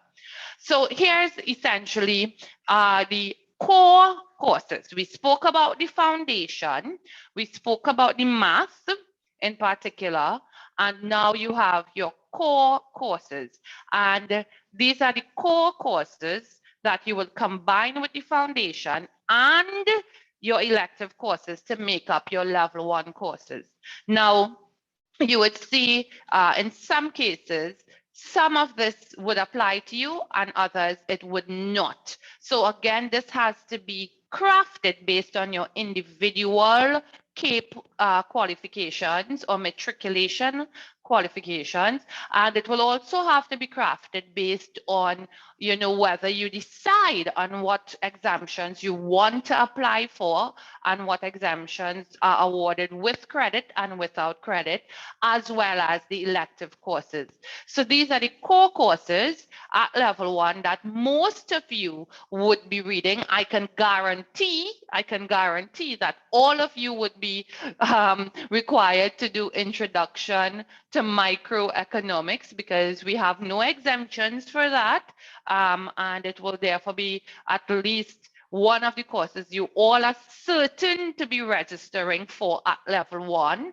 There are some exemptions offered for the other courses, which again, depending on whether you qualify for them or not, will determine if you are going to register for them or if you're going to apply for the exemptions. So these are the level 1 economics core courses, which we require all students to have on their transcript, having either registered for and passed the exams or have the exemptions with credits approved for them. If you have exemptions with credits, the credits will count towards the required credits for level 1. If you remember what that was about, you have 30 level 1 credits. If you have exemptions, but are not for credit, you would have to replace the courses with other level 1 courses to ensure that you complete your level 1 credits, your 30 level 1 credits. Okay, so again, a snapshot of what the courses may be when you are discussing it with your advisor, and what you can now look at over the weekend before your advising session. Look at and say, okay, I have the exemptions with credit, so this is something I'm going to consider applying for. So you have that information. You can now make that decision, or at least equip yourselves so that when you meet with your advisor, you can make the decision in terms of which of the courses from here, from your foundation courses and from your elective courses, that will come together in your level 1. All right. So we spoke about core, we spoke about foundation, your elective courses, level 1 students. It means we are looking for level 1 electives, which usually become the prerequisites for your level 2 and level 3, and will guide you in terms of whether you decide to pick up a minor later on. All right. So in your faculty booklet, as you go through it, you would also see a list of minors offered by the Faculty of Social Sciences. And in each faculty, you would also find other minors offered. And by looking at these courses, you would notice that they are all level 2 and level 3 courses. But level 2, level 3 courses, as Soleil mentioned, would require prerequisites. So if, for example, you're interested in doing a finance minor and you look at the courses listed in the faculty booklet under the finance minor, you would see things like Financial Management 1. And the course code might, I think it's Management 2023. But in order to do Financial Management 1, you have to have some basic accounting courses. You have to have some basic knowledge, I think, of management. So before you can even pick up Financial Management 1, which is one of the courses required for the minor, you have to look at the prerequisite courses that are required that will allow you to do Financial Management 1. And that is how you determine your level 1 electives. What are the courses that will help me complete the credits at level 1, but also what are the courses at level 1 that will help me or move me along to be able to do the other courses required for the minor. All right. And that again is why it's so important that you familiarize yourself with the academic advising, with the faculty booklet, and you attend academic advising. So at each step, we are there to guide you and help you make the right decisions. Right. So what have we done so far? We've stressed the importance of reviewing your faculty handbook. So before you meet with your advisor, it would be really nice if you can access and review your faculty handbook, familiarize yourself with the requirements, with the courses that are offered, the exemptions, the credits, all of that indicated in the faculty handbook. And again, it's typical of what you would need to be doing as a university student, which is gathering information to inform your decision making. So I would encourage that you develop that habit from now by starting with your faculty handbook. Then you ask yourselves, when you know you are preparing to meet with your advisor, what am I exempted from? Would I want to apply for these exemptions? Are they with or without credit? And based on that, what are the core econ courses that I'm going to select? What semesters are they offered in? Now you only register for semester 1. Each semester you have to register separately. So we would focus on the semester 1 courses. What are the foundation courses do I have to select? And that means you're also going to consider the exemptions and the options between foundation 1001 and 1106, and whether you have to do either of those or whether you have to do the ELPT. You ask yourself the same question when you're looking at the math for economics, where you consider whether you're going to do math proficiency tests, or you decide to do the remedial math, or you can just go ahead because you have the requirement and register for Econ 1003, as Ricardo explained shortly.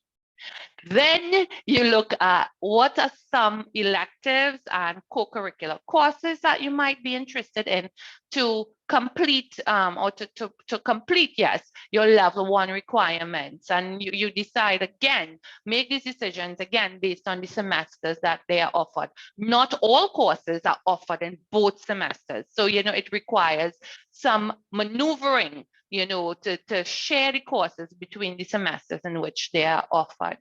So in your advising session, we hope that you are prepared with these questions.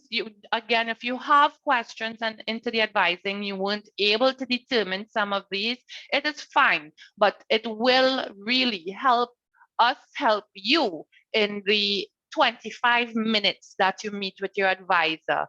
So rather than, you know, you coming in and we have to go through everything step by step, it will help us make the most out of the 25 minutes that we meet with you if you are prepared with the answers to these questions by reviewing the faculty handbook, by reviewing this presentation, and then coming equipped with, you know, some intention in terms of what we are going to decide on in your advising session.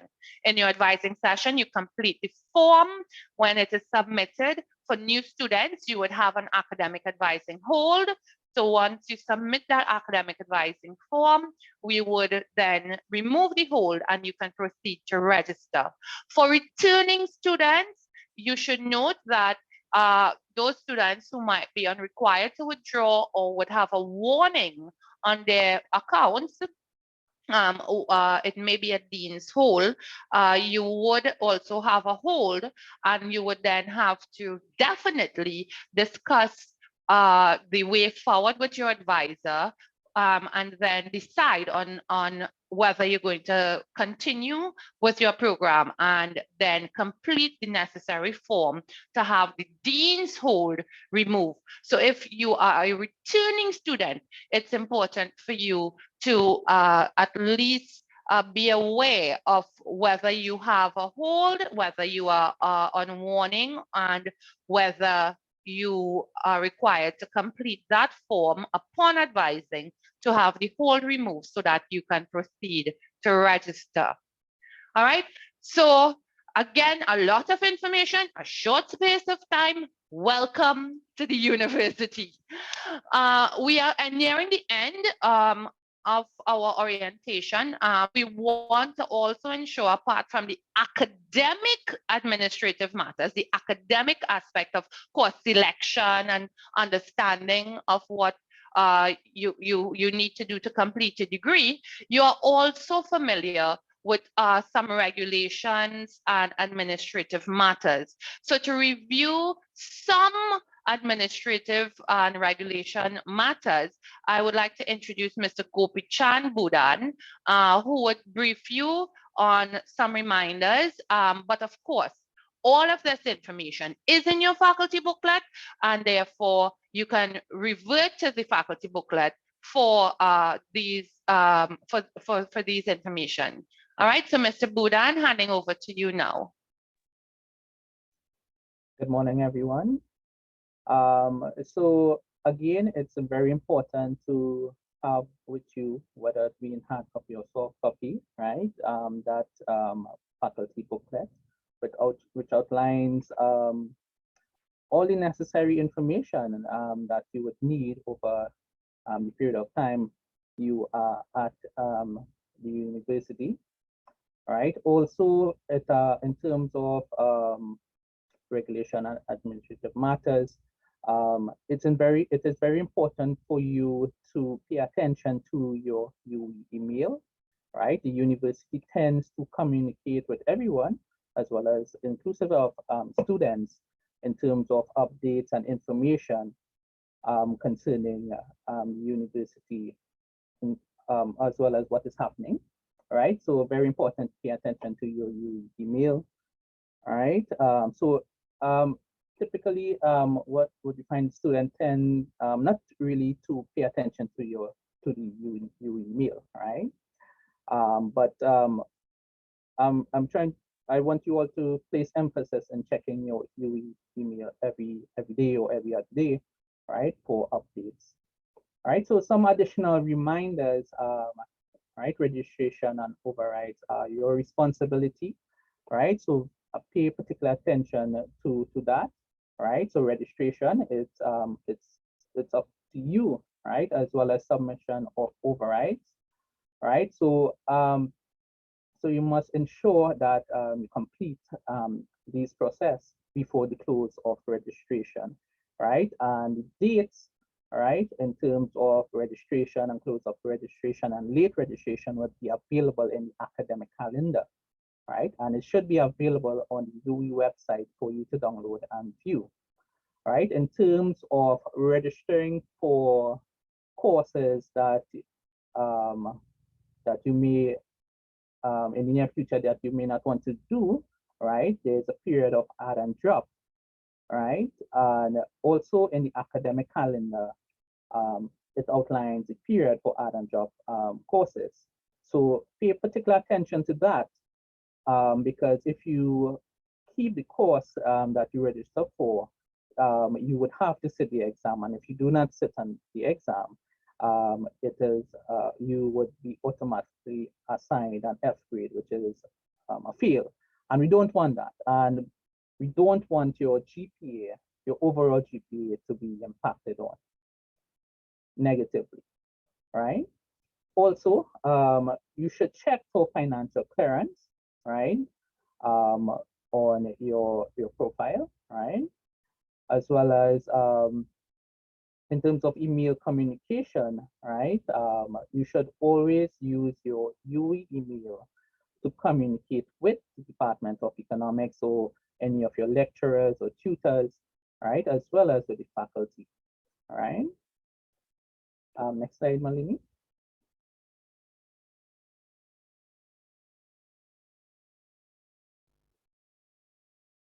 Right, and as we move forward,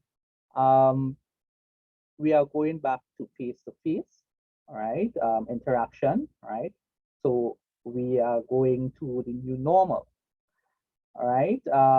So the university is currently working on providing a range of options, and the university will communicate with students as well as other members, right, with their guidelines and protocols, right? And this is why I'm saying it's very important for you to check your UE email account ever so often, right? And at the Department of Economics, again, right, the delivery of lectures and tutorials will be face-to-face, all right? And where listed and indicated, steps will be taken to maintain physical distancing, right, in classrooms and residential halls. Also, in terms of protocols as it relates to COVID-19, the university do communicate ever so often in terms of their updates, right? So again, check your UE email. Also, If you go to the university's main page, at the top of the page in orange will highlight COVID-19 updates and protocols. You can always go to that link and you would see all the updates coming out of the university as it relates to COVID-19 and their protocols. Yeah, back to you, Malini.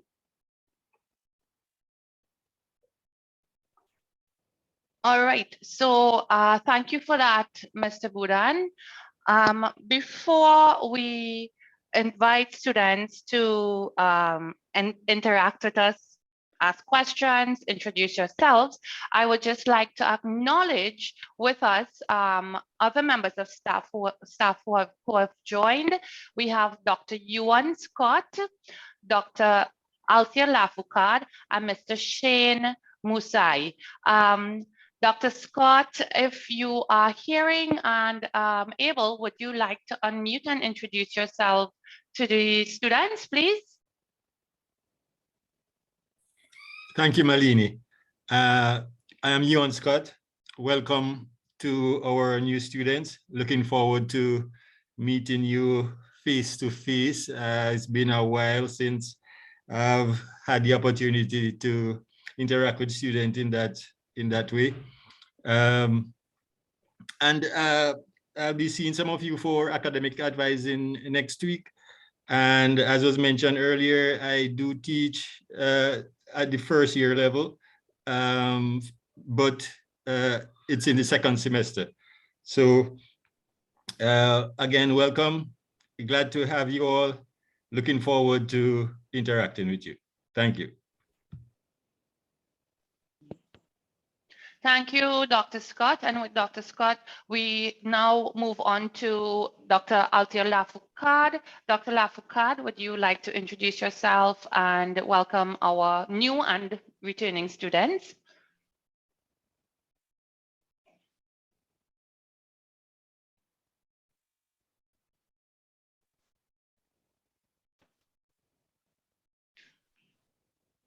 I'm not too sure if Dr. Lafoucard is speaking. I'm not hearing her at the moment. So perhaps Dr. Lafoucard, if you are hearing me, can you check if your mic is on?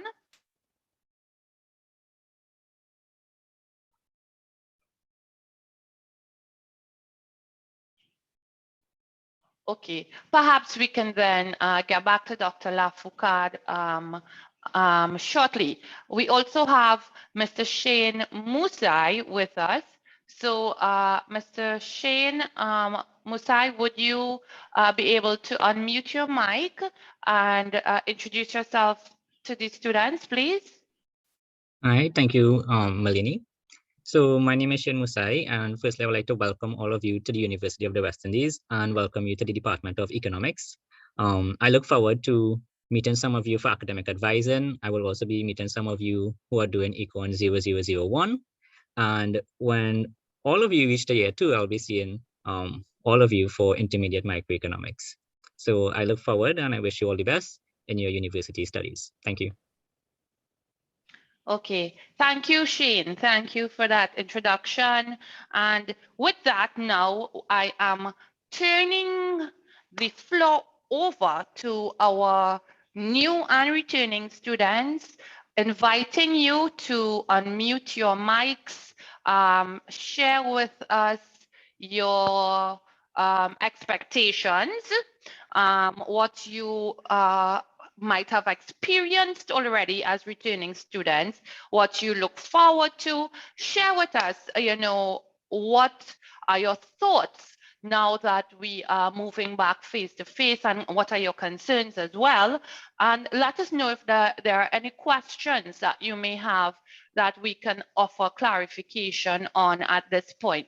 Now recall, your individual academic advising sessions will provide more clarification, of course, but you can pose questions to us now and we can try to address them in the time that we have left. So we would like to open the floor and invite you to, again, introduce yourselves, but also let us know if there is any further information or assistance we can provide while we're here in this meeting.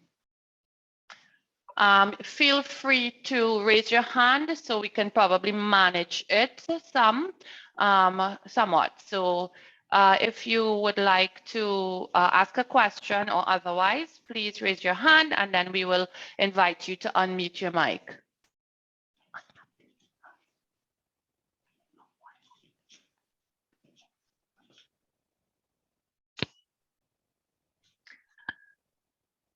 Normally it takes one person to start and then, you know, we get the ball rolling. So who would be that brave person? Start introducing yourselves or reintroducing yourselves. I'm seeing familiar names on the chat, and my students who know me know that when there is this silence and I don't like it, I will call on someone.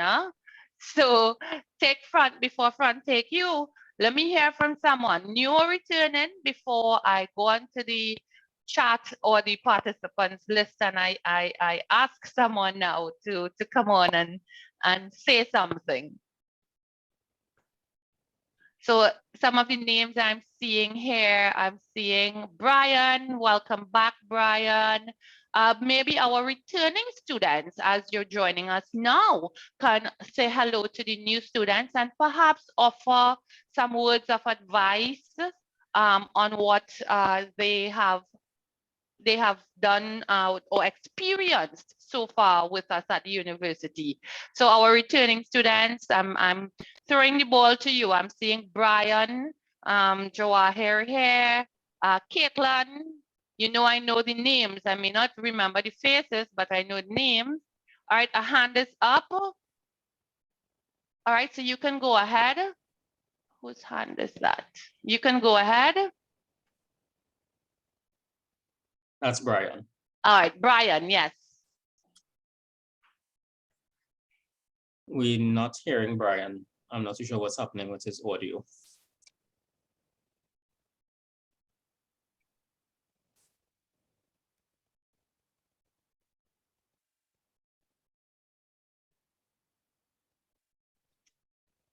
Maybe we could take somebody else. Yeah, I'm not Okay, hearing Brian. Brian at the moment.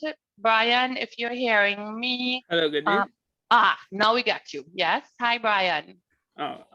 Good morning, everyone, students and staff. My name is Brian Jawahir. I have been doing this degree for a while now, but that is my fault. It take it longer than it's supposed to because I didn't go advising for one of the years, and that was afterwards. I didn't go advising after I failed some of my math courses. So that's why it's taken me this long. For new students, personally for me, the maths is the hardest part. So they keep up with it and do your work daily, do your tutorial sheets before you go to class. I know from personal experience, most of the people in my classes and stuff that I have been in so far would never used to do the tutorial sheet before they go to class, and then, well, the tutorial lecturers and them used to get a little frustrated because that's what they're supposed to do. And other than that, for those of you year one students who now coming in, know that it's a big step up in the amount of work that you have to do by yourself. The teachers are mostly there to point you in a direction on where you have to go and to let you know what you have to do. But at the end of the day, you have to put in the work. And that is something that it took me longer than I'd like to admit to grasp. So good luck in the years to come. And I look forward to being back in campus because I hated online. All right, thanks so much for that, Brian. And I'm glad you as a student can, you know, alert your fellow incoming students of what the requirements are. And again, it means you're going to hit the ground running, as we put it. So yes, we understand that there might be an adjustment period, but you want to ensure that you keep up with the learning curve and that you're able to, you know, not delay yourself and make excuses. You know, you think, okay, I just start university, and especially now we're going back face to face. I know it's tempting to get taken up with the socialization, especially after 2 years away from everyone. It's like, it feels good to be out, but understand that this is a balance and a responsibility that you have to make. You have, no one is saying don't have the socialization and don't enjoy that part of the university life, but also understand on the other side, you need to commit yourself to your program, to the degree, to your learning, and take that responsibility to do so. So thank you for that, Brian. And I would encourage that students, collaborate and provide feedback to each other, because sometimes when you hear it from a peer, it has greater impact than one of us, staff members telling you. Before we ask other students to ask questions or offer feedback, we have with us Rashad Karamat from the Economics Society unit joining us. And Rashad can give you an idea of what opportunities you would have as a member of this club, of this society, and what, again, the Economic Society can offer in terms of advice to students. So Rashad, can I turn the floor over to you? Hello and good morning, everyone. My name is Rashad. I am the Vice President of the ESU. Right now, before I get into the ESU, let me first offer some advice, just student to student. So my advice would be, going along what Ms. Maharaj said, is to maintain a healthy balance between your studies, your social time, and your own personal care, right? And along those lines as well, being a well-rounded person and a well-rounded student can be supplemented by participating in the numerous events and societies and clubs that the university has to offer. One of which being the Econ Society of the University of the West Indies, the ESU. So the ESU, now, let me give you a formal definition. So it's really to stimulate discussion and interest in current research and issues in economics. It's to promote fellowship between students, as well as between students and the department and the faculty by extension. And it's also to publicize career opportunities for Econ students. Now, that's the more formal definition. Now, speaking to you, student to student, my personal definition would be, it's a club for any and all students who are interested in Econ. So we strive to be a group that's all encompassing. So it's not only for Econ students, it's for everyone who's interested, right? So we are currently accepting new members. So subsequent to our discussion here, I will be posting our social media handles so you could follow and you could join the ESU. And we have a number of fun activities planned for the upcoming semester. We will also be present at Guildfest on the 5th and 6th of September. So feel free, come out. We will have a tent.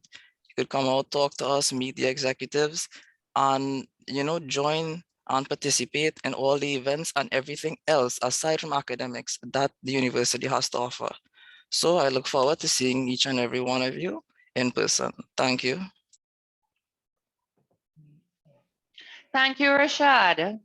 All right, so there is the Economic Society unit, and there are several other clubs that you can join as part of your university development. And again, you have the opportunity now to actually visit booths for these clubs, as Rashad indicated the dates, and have an idea of what you can complement your degree with. They're really complementary. And I know from experience with the Economic Society unit that there is a very close relationship between the Department of Economics and the Economic Society unit.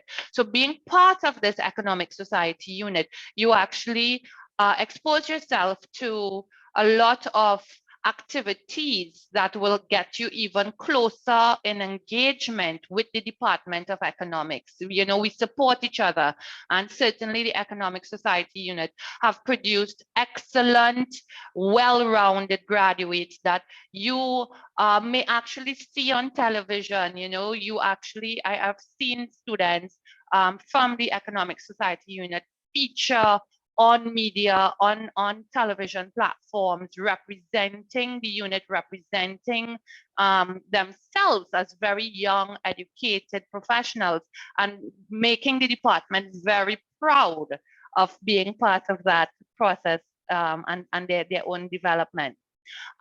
Going back now to our participants list, inviting students to, you know, introduce yourselves. New students, don't be shy.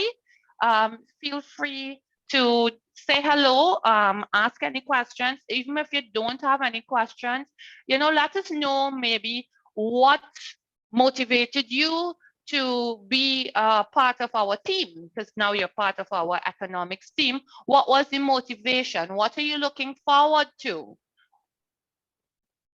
Anyone?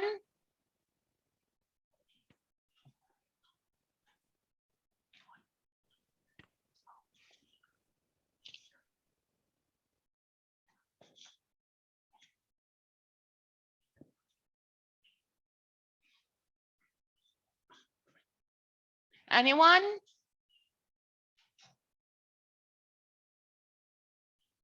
I hope you guys are not that quiet when we meet in person. Everyone is, you know, saying how excited you're back to face, but you're not letting us know. Come, let us know what you're excited about, what you're looking forward to.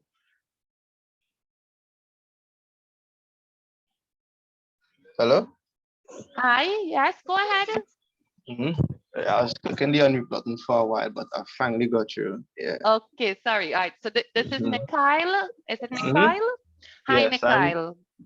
I'm Mikhail Thomas. I'm an incoming first year student. And what I'm looking forward to is the holistic developments that I'll be exposed to. So not just the learning, but the interactions also with many different people. And the foreseeable stresses and opportunities I'll be exposed to as I continue my life in UB. I like that you said foreseeable stressors. At least you're preparing. At least you're preparing yourselves. At least you're preparing yourself. But that's the thing, you know, learning is not just a smooth sailing process. You have to be able,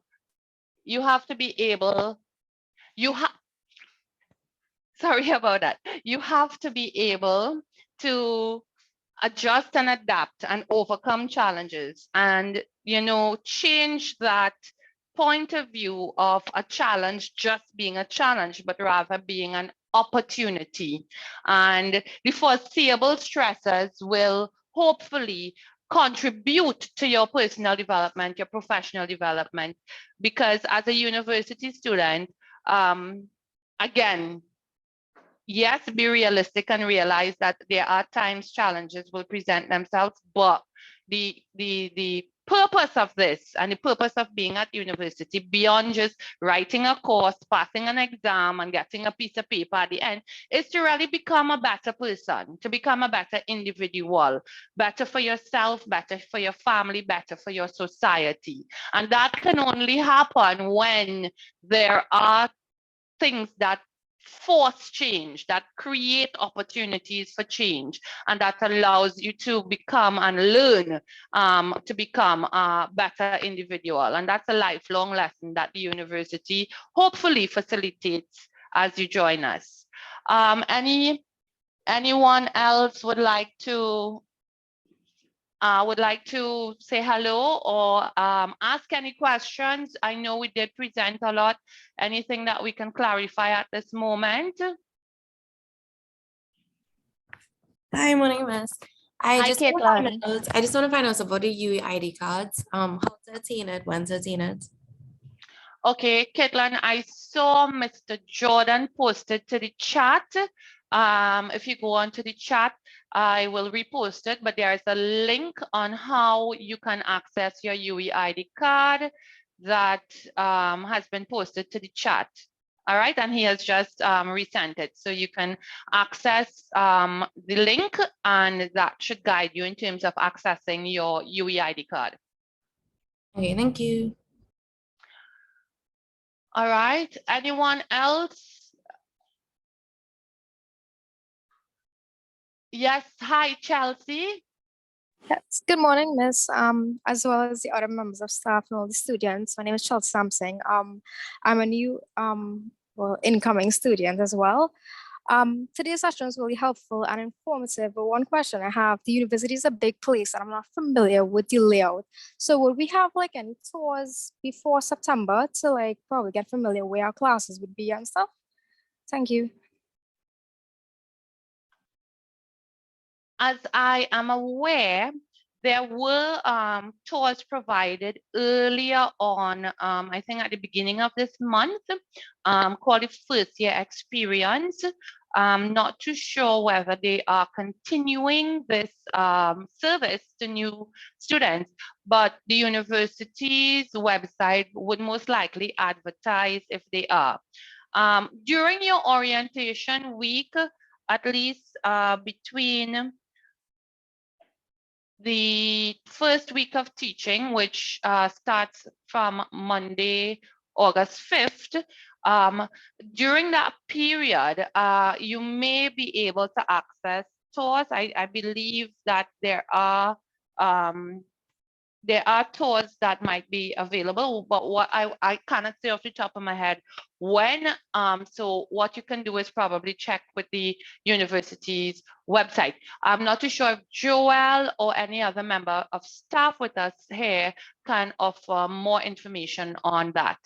Melanie, I'm checking the website for the First Year Experience. I just put the link in the chat, but I will see if they have any specific information in terms of campus tours for new students. I know that the library also has tours, and they can access it via going to the Alma Jordan Library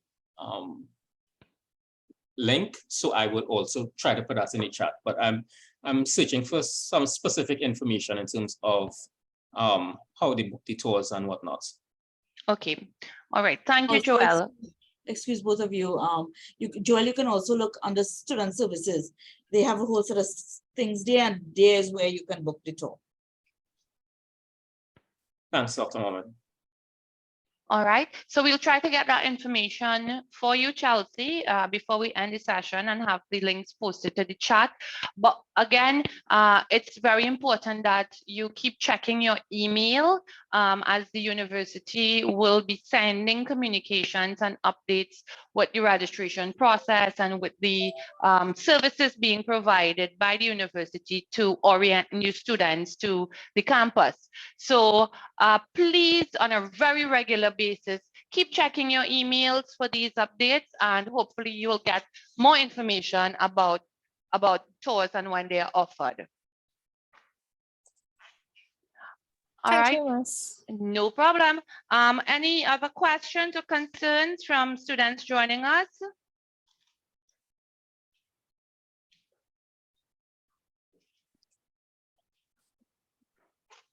Oh, I just saw a comment from or advisory from Brian. He was like, for drivers to take note, there's separate student parking and staff parking, and you would need a parking pass.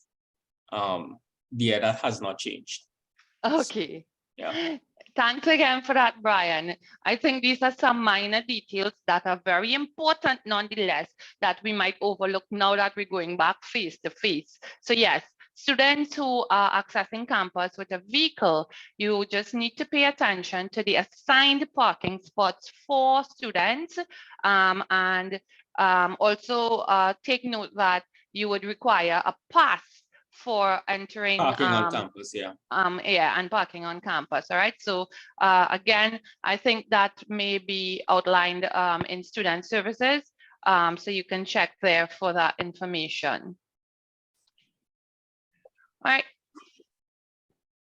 So we did cater to have a question and answer session. So it's not just that you need to be, you know, asking about the student life, but if you do have specific questions at this time with regard to registration or course selection, you know, you can also ask as we are here and we are present. Chelsea, is that's an old hand that is up or a new hand? Oh, that was an old hand, miss. All right, no problem. All right. So for the rest of you, again, as I see some familiar names, thank you for rejoining us. Please share the information and let your colleagues know that the link to the recording of this session will be posted. So if there would have been anyone unable to join the session this morning, they can access what we spoke about and they can access the presentation over the weekend, and therefore be better prepared as we approach academic advising and registration for the upcoming semester. With that being said, last call for any comments or questions. I'm also seeing, another member of staff is with us, Bernadette Hamlet. Hi, Bernadette. If you don't mind, can you just say hi to our students? Just say hello.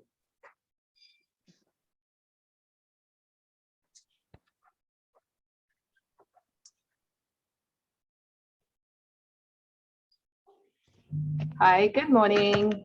Yeah. I am Bernadette Hamlet, Secretary to Head and Secretary of the Head of Department of Economics. So any questions regarding to the MSc Economics program, feel free to send me an email. My email, you can find it on the on UWE's directory. Thank you for that, Bernadette. And actually, thank you for alerting us about how students can communicate with us.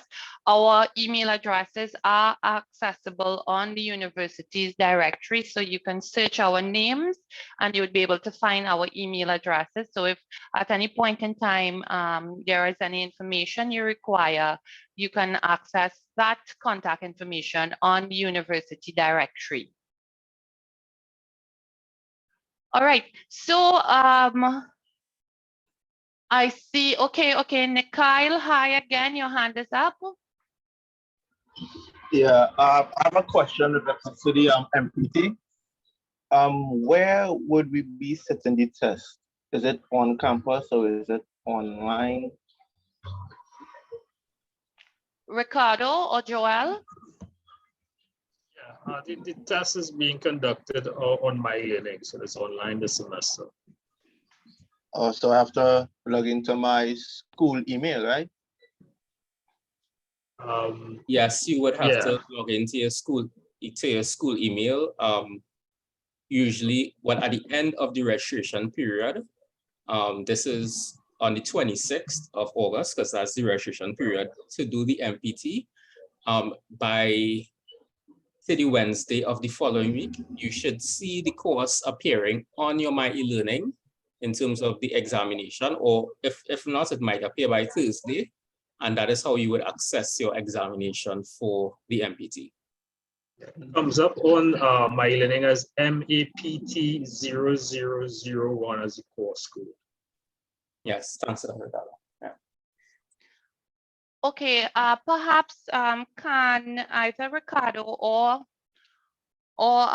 Joel just explain how My Learning should be accessed for those who are not familiar with what My E-Learning is?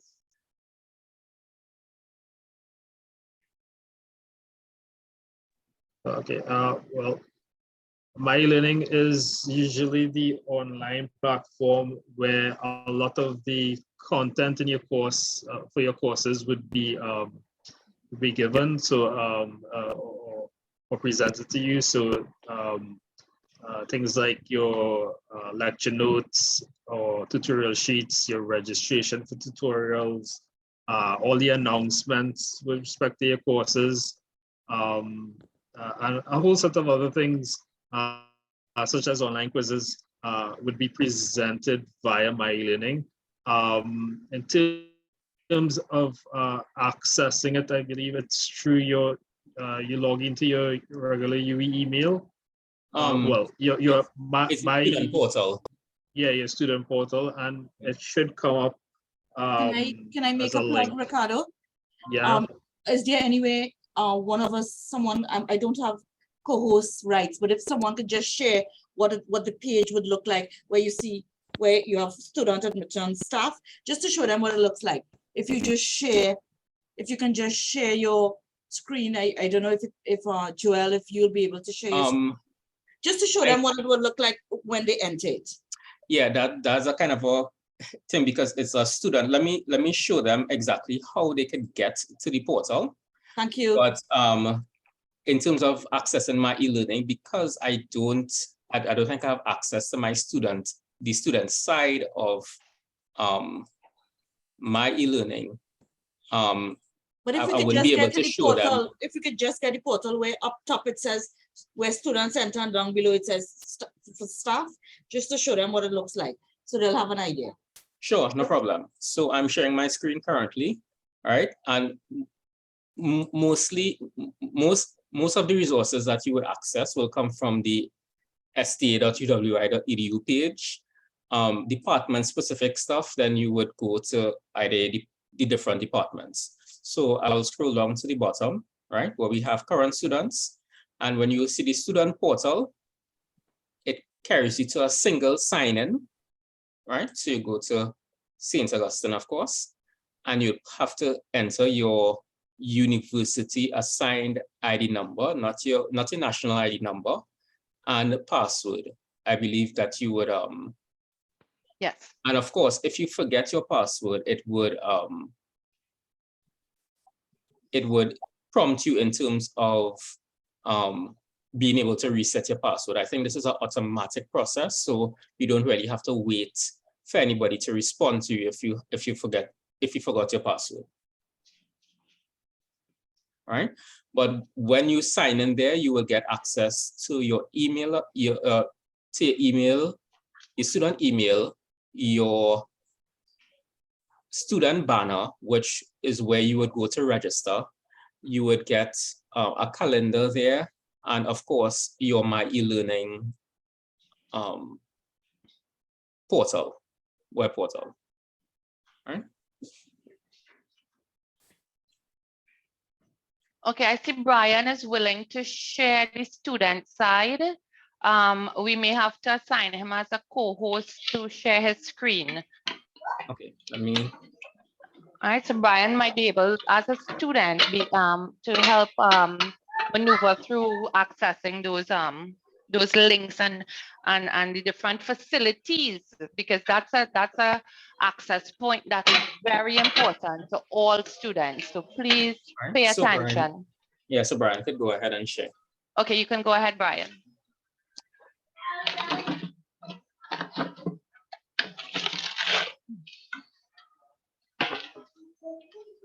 Okay, so when you log in to with your student ID, you'll come to this page here. And here you'll get to access your email, My Learning, My Secure Area, and academics. That's for tomorrow. My Learning.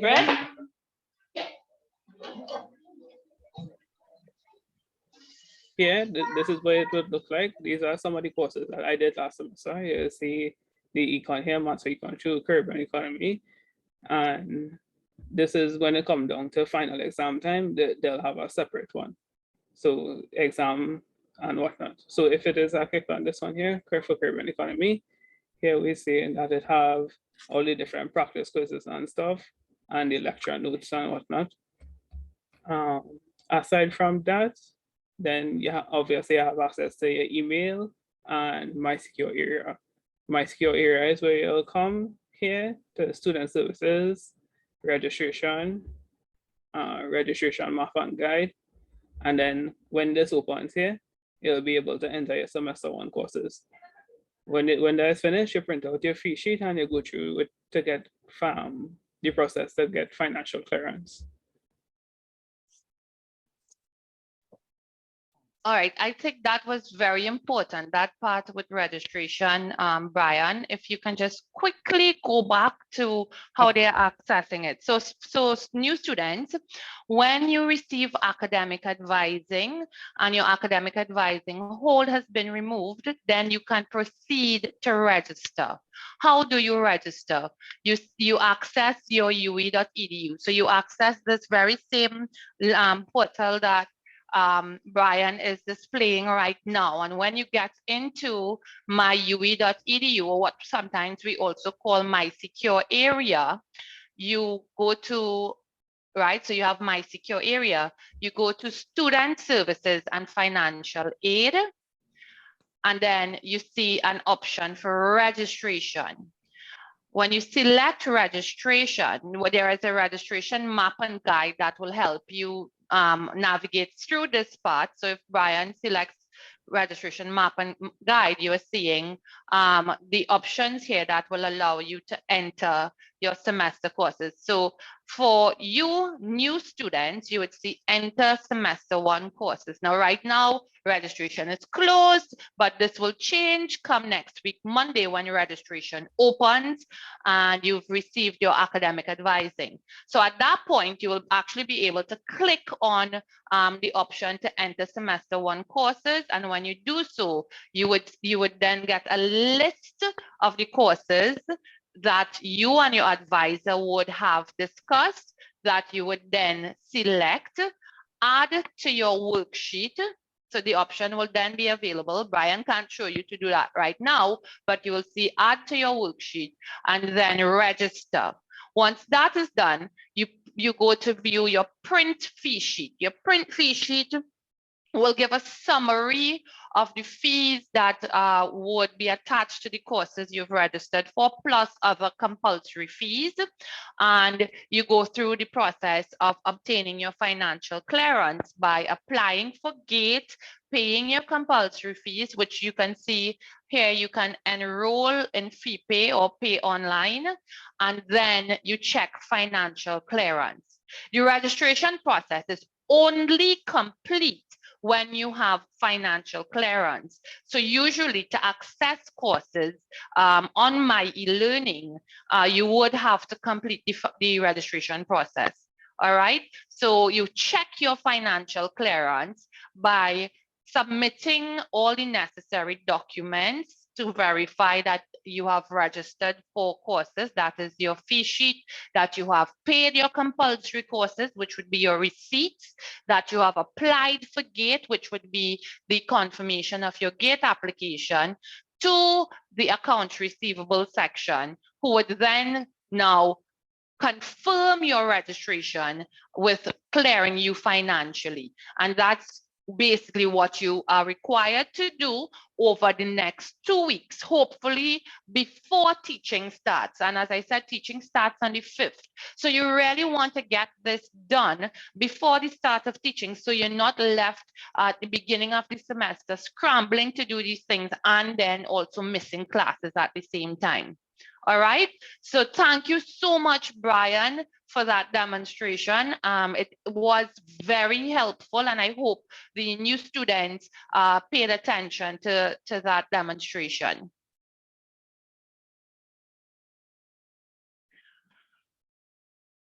I'm seeing a hand up, Lydia Mahadeo. Hi, Lydia, do you have a question?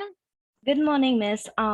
I'm an Econ major and I just wanted to confirm something. So if I wanted to pursue a minor in accounting, I noticed on the page they said you can, as long as you have appropriate approval. But is that, do I have to email someone, or is that about approval from your academic advisor? Are you a new or returning student, Lydia? Miss, a returning student. All right, okay. So as a returning student, once you pick up the required courses to qualify for the minor, you add them as your elective courses. And of course, you put them in the semesters in which they are offered, and you ensure you register for them. The approval process itself depends on whether let's say the accounting minor, the accounting department, or the department in charge of that minor may sometimes have certain restrictions on students allowed to do those courses. That's the only thing I think approval might be required for in terms of submitting an override. Otherwise, once you can register for the course, and the recommendation is that you register early before the classes are filled, you would not necessarily need approval at this stage. So that approval is really coming down to the end when you've completed the courses and you need to complete the declaration of the minor to add it to your degree. So at this stage, the approval is really once you have completed the prerequisite courses and whether you are within the offering of the courses. As I said, some courses might have certain restrictions that will require you to submit an override for. If not, you can go ahead and register as normal. Also, Malini, can I just add that students need to know for some management courses, because it's a different department, you may need to have a GPA 3.0 and above. Yes. All right. So again, it's important to have an idea of what the courses outside of the department may be in terms of what minors you are pursuing, and ensure that you have the qualifications, not just the prerequisite to register for those courses, but a strong enough GPA that will allow you to register for the courses, because those courses are very high in demand. So they will look to allow students outside of the department who have strong GPAs, particularly 3.0 and above. Thank you for that, Dr. Mohammed. Thank you very much, Miss. All right. So I mean, I want that we maximize the time that we have together here at the moment, seeing that the time is 11:50. We have catered for 3 hours or until 12 noon, so we can accommodate more questions in the time we have left, at least for the next 10 minutes, unless that's it, unless no one can think of anything they would like to ask at this point in time.